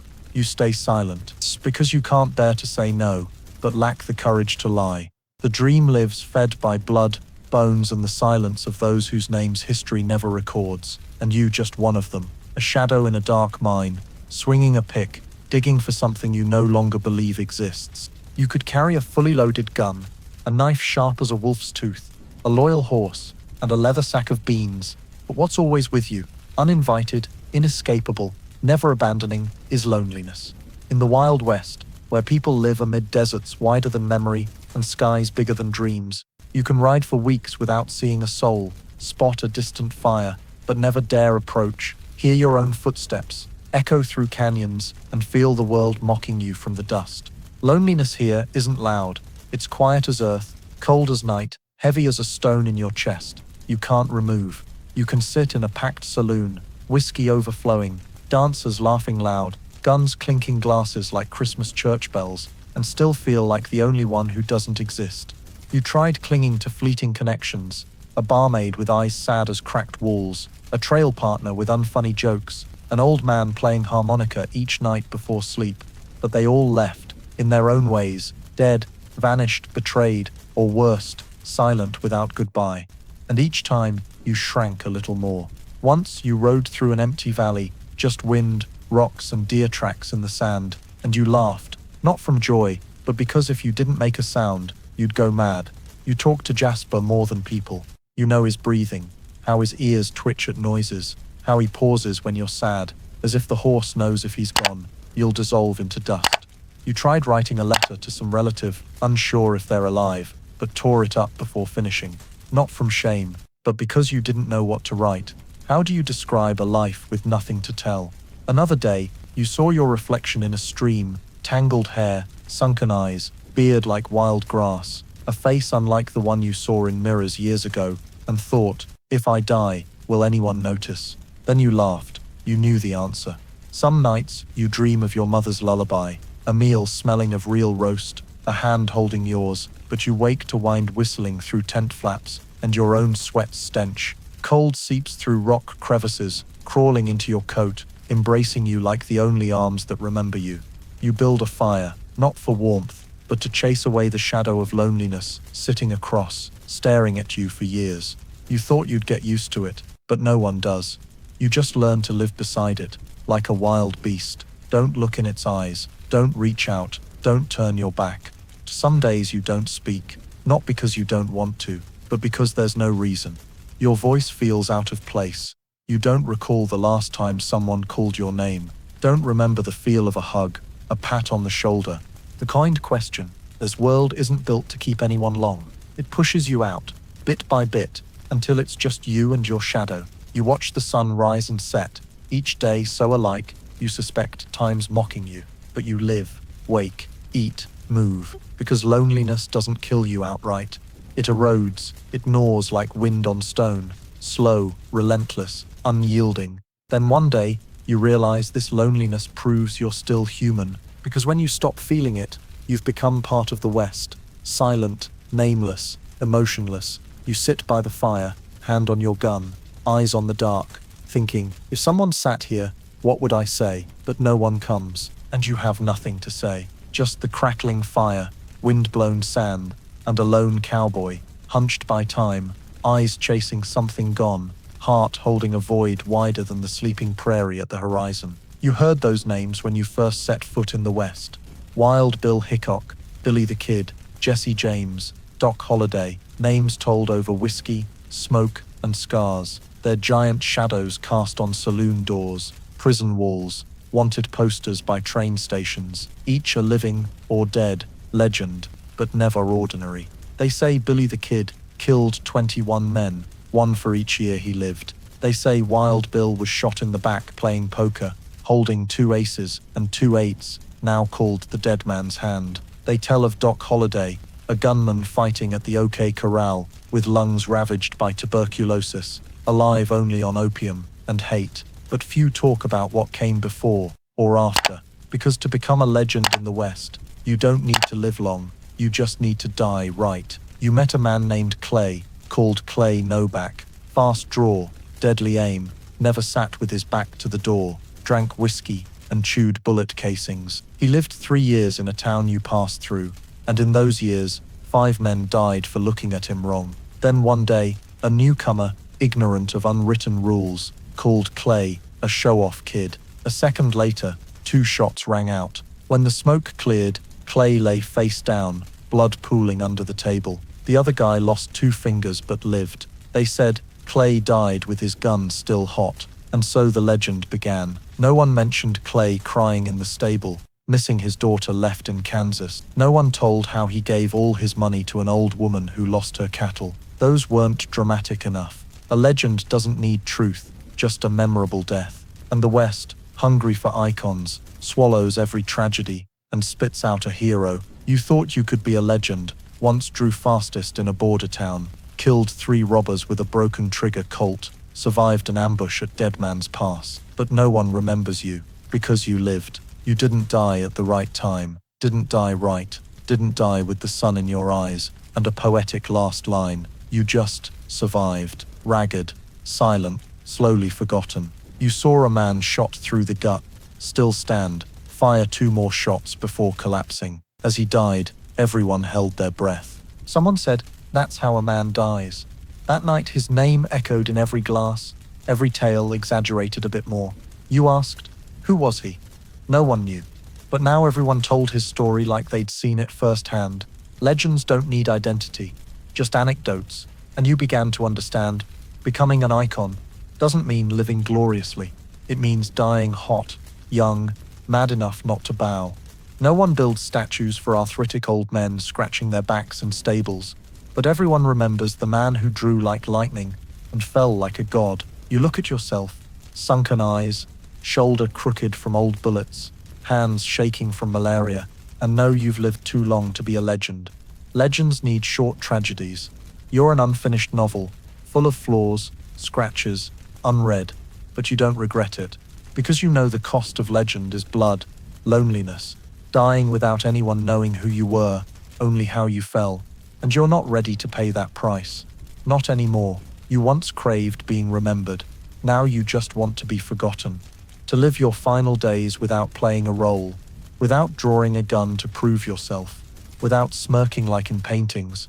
You just want to ride Jasper to a hill, watch the sunset, and know today I didn't have to die for someone to rebuild me with lies.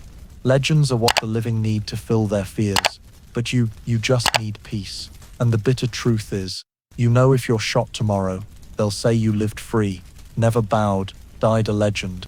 They won't know you trembled, cried, regretted, won't know you longed for a home, someone waiting, a meal without flinching at every gust through the door.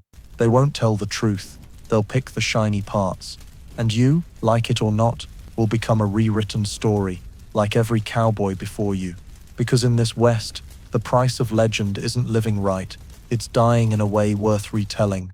You step into a creaky boarding room after a day riding so long, your spine feels like rusted wire, your head heavy, as if carrying the whole West on your shoulders, your body coated in dust so thick, you're not sure if you're still human or turned to stone. On the wall, across from a sagging bed, like a grave pit, is a small mirror, faintly cracked at the corner, the crack like a dry slash running from edge to center, splitting your face into uneven halves. You step closer, light the oil lamp, and stare into it. At first, you see nothing, just murky yellow light flickering in your eyes, darkness framing a face that's forgotten what gentleness looks like. But as the light steadies, you see clearly, sunken, bloodshot eyes, so tired, they don't even show sadness. A scar on your right cheek, a V-shaped cut when you were 17, still there, reminding you survival's price is never cheap. Scruffy beard, not rugged, but the kind of a man too exhausted to shave, cracked lips, a forehead wrinkled like old leather, and your hands propped on the table, gripping the mirror's edge, calloused, blood-crusted, carrying dust and traces of ink from maps you drew, letters you never sent, apologies you never got to say. You look at yourself, not to admire, but to check, am I still alive? Because in this West, death doesn't always announce itself. Sometimes it comes quietly, like a lingering cough, sometimes a bullet, sometimes an emptiness in your chest, a strange silence when you realize you've lost everything, but keep existing like an unstoppable habit. In the mirror, you see a man who's no one's dream, no one's goal, no longer a name someone says with a smile. Your history's left over, a wanderer off the page, a man who wanted to be someone, but ended up just himself, and no one knows what that means anymore. You don't recognize your own eyes. They're not sharp like before, not burning. They're dull, quiet, accepting, like an old wolf knowing it can't outrun the pack, but still waking each morning, taking a drag of tobacco, going to hunt, not for hope, but because there's no other way. You touch your cheek, cold fingers trembling slightly, and whisper, voiceless, "Who are you?" The mirror doesn't answer. It just gives you back as you are, a face that traded too much for a life no one wants. You thought you'd die young, in a shootout, a robbery, a storm on a pass, but you didn't. You lived. And that's the terrifying part, because death stops everything. Living is enduring. You remember those you lost. The guy who laughed like a maniac winning cards. The girl with a breeze-light smile, touching your hand one last time in a rat-infested boarding house. The old man who taught you to hold a gun, dead of pneumonia, with no one at his funeral, all dissolved into the earth. And you still standing, staring in the mirror, wearing the face of everyone who thought you'd be different. What do you see in your eyes? Not glory, not regret, but rawness, a brutal truth, needing no words. You're not a hero, not a villain, not a legendary cowboy, nothing. Just a man who lived long enough to know every title fades to dust, every wound becomes a scar, and every scar, in time, is forgotten. The mirror cracks a bit more. You're not sure if it's the heat or your own gaze breaking it. You smile, a dry, crooked smile, soundless, You want to smash the mirror, turn away, sleep dreamlessly, but you stand there, because in this silence, you know, this is the only time you face yourself without a gun, without a role, without witnesses, just you and your shadow. And you, the old cowboy, the survivor, finally know the question isn't who are you, but how much have you been through, and still stand here. And that, perhaps, is all the answer you need. You were taught that being human means having morals, knowing right from wrong, helping the weak, standing for justice. But in the West, morality is a luxury too expensive for anyone to afford, and kindness is like a torch in the desert. It doesn't light far, but it makes you the clearest target. Here, right and wrong aren't separate paths. They're tangled wagon tracks crossing in an endless sandpit, and if you stand too long trying to tell them apart, you'll be buried before you choose a direction.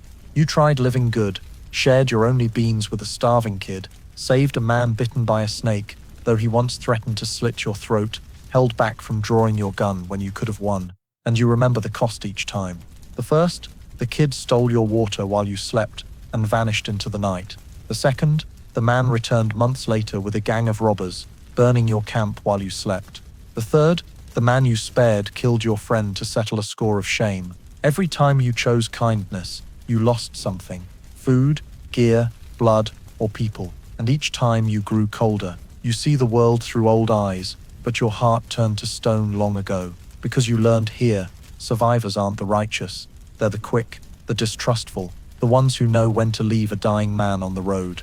Once, riding through a parched stretch, you saw a man collapsed, sunburned skin, cracked lips, chest barely rising, and you stopped. You stood there, hand on your gun, calculating. Save him, he might rob you. Leave him, his image might haunt you forever. You gave him water, keeping your distance. He drank, then pulled a knife.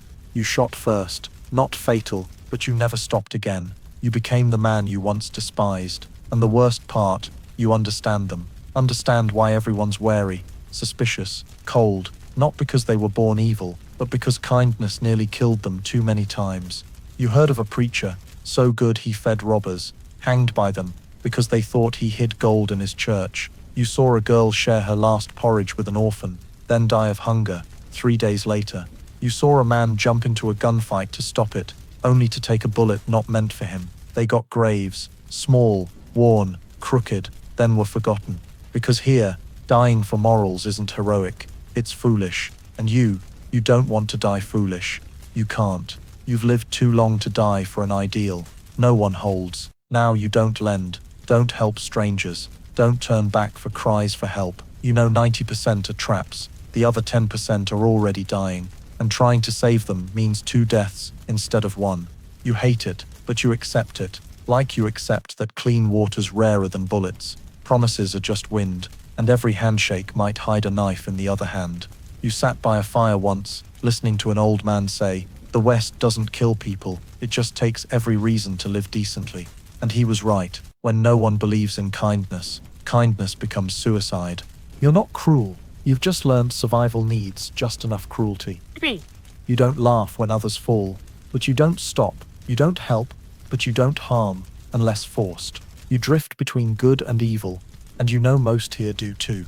No one chooses to live like a devil, but everyone tried being human and got crushed. At some point, you stop asking what's right, because that question no longer applies. Right is what you believed when you had choices. Now you have reality.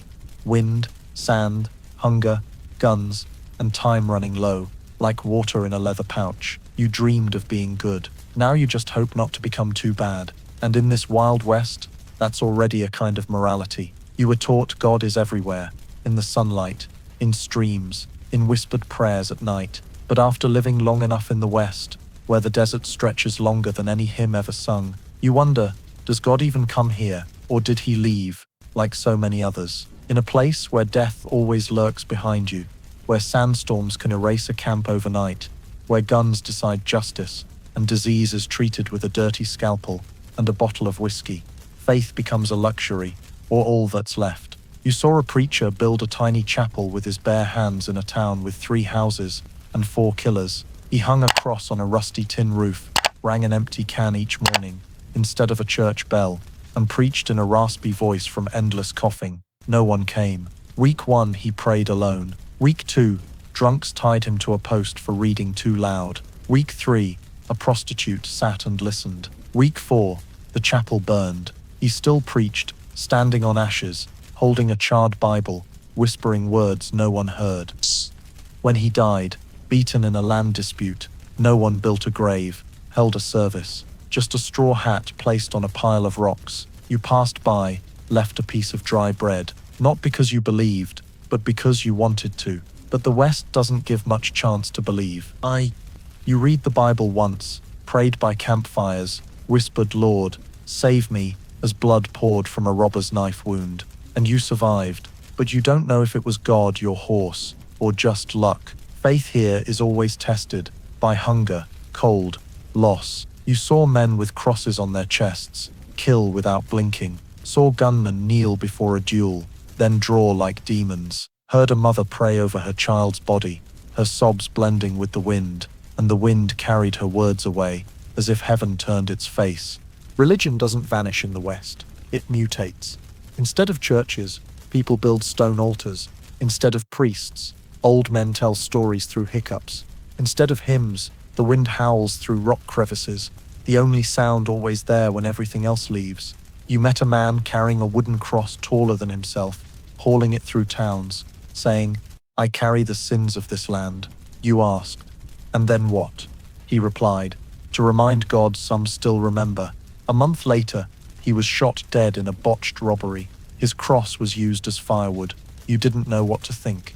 Is God there, or is he tired, disillusioned, gone? Once you saw Indians gathered around a fire, singing in a tongue you didn't understand, eyes skyward, hands on the earth, and you realized they were praying, not with words, but with silence, with breath, with grief passed through generations. You felt jealous. Their faith was deeper, more rooted, truer than any sermon you'd heard. And you, just a crumpled paper prayer in your coat pocket, forgotten for who knows how long. That night, you pulled it out, read it, silently, in your head. One line, "Don't leave me here alone," then folded it, unsure if anyone heard. But something settled in you, like the wind stopping, like an invisible embrace. Faith in the West isn't radiant. It smolders, not loud, it whispers. Not certain, it's fragile, but it exists. In every glance at the sky, wondering if someone's watching. In every moment you grip your gun but don't shoot. In every time you save someone for no reason, just because you don't want another death. Maybe faith doesn't need churches, Bibles, or preachers. Maybe it just needs a lonely man still trying to believe, despite everything saying he shouldn't. And you, cowboy, of the dusty land, of nameless winds, of unmarked graves, you still believe, not strongly, not clearly, but enough to not turn beast, enough to stay human. And when you sigh, look at the starry sky, whispering what no one hears, you think, maybe God's still here, just tired, like you. Some sounds in the West you never forget, no matter how far you go or how long you live. The thud of hooves on cracked earth, like the devil's war drums, the wind shrieking through canyons at night, like wails of wandering ghosts, the sudden crack of a gunshot, shattering a quiet morning, and the silence after, so heavy you hear, your own blood pulsing in your ears. Every sound means something, and most aren't for entertainment. Each is a sign of life, danger, parting. You lay in camp, night black as ink, hearing footsteps crunch on sand, light, steady, careful, and you knew it wasn't a friend. Your hand gripped the gun under your pillow. Sweat poured, despite the cold. 1 minute. 2. Nothing. Then the steps faded. You didn't sleep again. Because here, a small sound can be the line between life and death. Some mornings, you woke not to light, but to birds scattering from bushes. You knew something scared them. Maybe a snake. Maybe a man. Maybe a hungry coyote, tracking blood. You sat up, back aching, but ears listening like a second pair of eyes. Once, riding through a wide plain, sky clear blue, you heard a distant hum, like a church bell, but thin and eerie, as if rising from the earth. You stopped, saw no one, nothing, but your heart raced. Some say it's the sound of unshriven souls.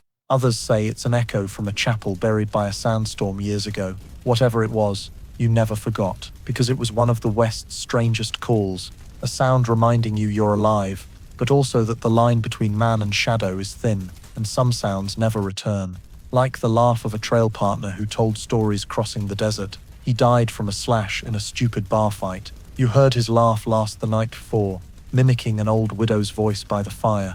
Now no one tells stories, no one laughs. You called his name 3 times in the night. The wind blew. No answer. You stood in a vast prairie, shouting a name you weren't sure was real. A woman with chestnut hair, and a voice soft as a stream, just to hear if anything echoed back. Nothing. Just the wind howling through dunes and Jasper sneezing behind you. Here, calls often go unanswered, because no one has strength to reply. Everyone's wrestling their own storm, and your voice is just thin smoke in a whirlwind of aimless sound. You tried singing. The only song you recall from childhood, voice hoarse, off-key, faltering among empty mountains. No one joined, no one sang along, but you sang, not for listeners, to remind yourself you still have a voice, still have a piece of humanity unrobbed. Each gunshot, you no longer flinch. You catalogue them, pistol, Winchester, shotgun, far or near, like a survival instinct. And after each shot, a silence, where you know, somewhere, a life shifted. You don't know their names, don't need to. The sound said it all. In a small town, you heard a piano, off-key, but beautiful. A blind old man played in a saloon corner. No one listening, no one clapping, but the notes rang steady, as if holding on to the place's soul. You stood there long, said nothing, drank nothing, just listened. Then he stopped. You placed your last coin on the piano lid. He nodded, didn't ask your name, didn't thank you, and you were grateful for that, because sometimes in the West, a single sound, even an old piano, can keep you from going mad. But leaving that town, the music faded behind. Like every sound that came to you, you keep going, hearing bullets whistle, dying men gasp, your horse groan, stepping on a poisoned thorn, all weave into a warped symphony, where you're an unwilling listener, and sometimes an unwilling player. You learn to live among these sounds, to know which are warnings, which are goodbyes, which are hopeless calls. But you've never heard your name called, not by anyone still alive. And you wonder, if you fall in the prairie, unseen, unknown, will any sound say you were here, or will you dissolve into silence, like thousands of West souls, leaving only the wind whistling over a hat fallen on dry ground, like a final whisper no one answers. In the Wild West, where average lifespan is a cruel joke, and each day survived is a small miracle, if you hit 40, you're not just lucky, you're a freak, a living anomaly, a testament defying the land's harsh rules. 20-year-olds look at you like a breathing relic, older ones are long dead, or toothless to recount their fiery days. 40 in the West is a feat, like finding a fresh spring in the desert, or rain without a dust storm. You thought you'd die young, maybe from a stray bullet, malaria, or a pointless bar brawl. But no, somehow, you're here, salt and pepper beard, back curved like a sickle, eyes dim but sharp enough to spot who draws first. And the strangest part, you don't feel proud, just tired. 40 in the West has no cake, no cheers, no one singing by a guitar, maybe a free whiskey from a bartender who owes you, or a silent nod from a hired killer you once spared, but mostly, silence. Because when you live too long, you're a mirror for those who couldn't. They see you and see what they lost. Friends, family, hope, teeth, knees, reasons to keep going. You saw a man 8 years younger call you old man, then die for ignoring your warning about a canyon ahead. A quack doctor called you a medical marvel, seeing you walk despite 2 bullet holes in your arm, scarred lungs from tuberculosis, and a liver hardened by too much whiskey. You laughed dryly, unsure if it was pride or chest pain. You lived long enough to see towns rise and vanish like mushrooms after rain, to recall roads now buried in sand, to witness promises turn to curses, and through it all, you're alive, not because you're the strongest, but because you learned to dodge right, stay quiet at the right time, and know when to trust no one. Living to 40 isn't about being invincible. It's about knowing fear, knowing when to back off, knowing not every fight needs fighting, not every word needs saying, not every wound needs showing. You learn to patch pants with rope, boil urine to stop bleeding, lie about the scar on your face to avoid retelling the night you lost your last brother. You know when to shoot in the chest, the leg, or not at all, Just turn your horse and ride, despite others calling you coward, because you've seen too many die proving themselves. They weren't wrong, they're just gone. And you're here. Each morning, bones creak like a harmonica, teeth ache, back feels shackled, but you put on your hat, lead Jasper from the stable, and ride on. Once, a young man asked, living this long, do you feel like a legend? You looked at him, smooth cheeks, bright eyes, fingers intact, and said, if you live that long, you won't want anyone calling you a legend. You'll just want sleep without nightmares. Because fame, in the end, means nothing. It's tattered stories woven from your scars. But no one asks if you wanted to tell them. They see you as a symbol. You see a survivor in the mirror. Survived a fever that killed half a town, a famine that had you eating boot leather and boiled rotten wood, a drought that drove men to kill for a sip of water, nightmares that left you sweating in winter. And strangely, the longer you live, the less you speak. Not because you have nothing to say, but because you know no one really wants to hear. They want a legend, not a long report of pain, loss, and acceptance. They want to know how many you killed, how many gold wagons you robbed, not how many times you apologized, knelt by graves, longed for a real hug. Living to 40 in the West doesn't make you a superhero. It makes you a shadow, half real, half legend, half exhausted. You smile less, trust less, dream less.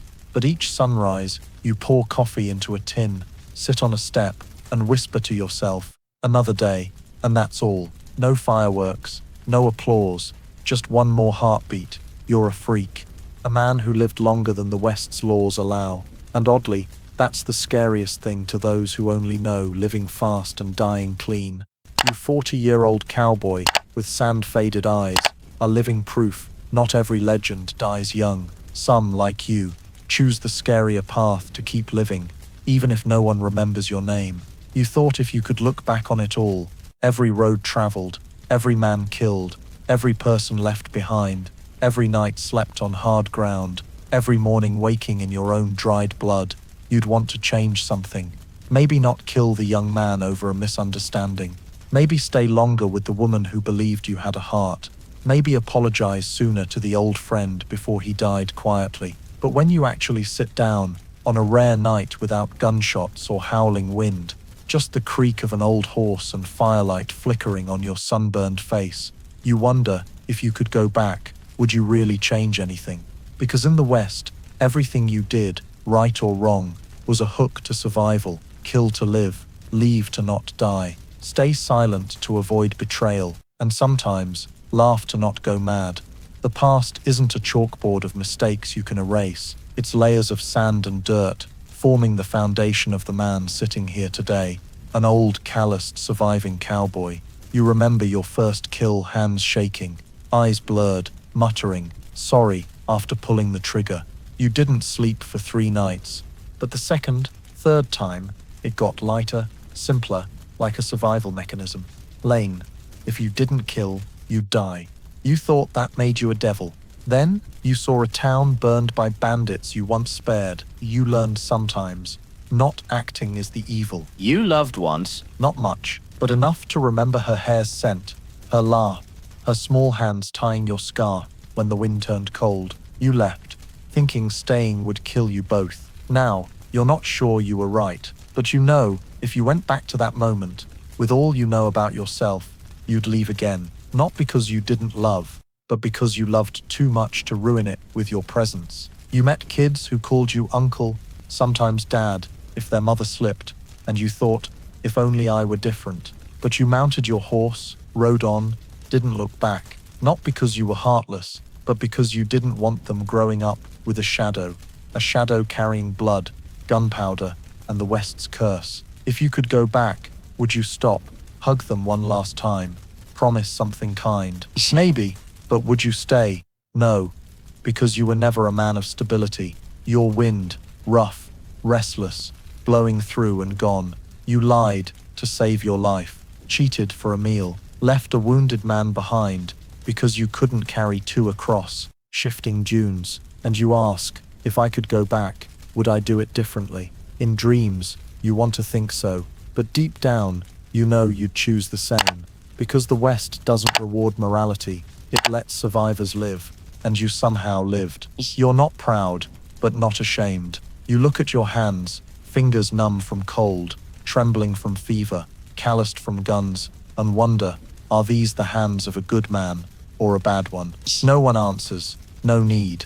They're just the hands of a man who went far enough to know no one survives without blood on their coat. You thought you wanted a chance to start over, but now you know, with the same mind, heart, and pain, you'd walk the same path. You might avoid a few deaths, but you'd lose some things that saved you. You're no longer the man who regrets, you're the man who accepts, and that's what keeps you sane. Once a preacher asked, if your son knew what you've done, would he be proud?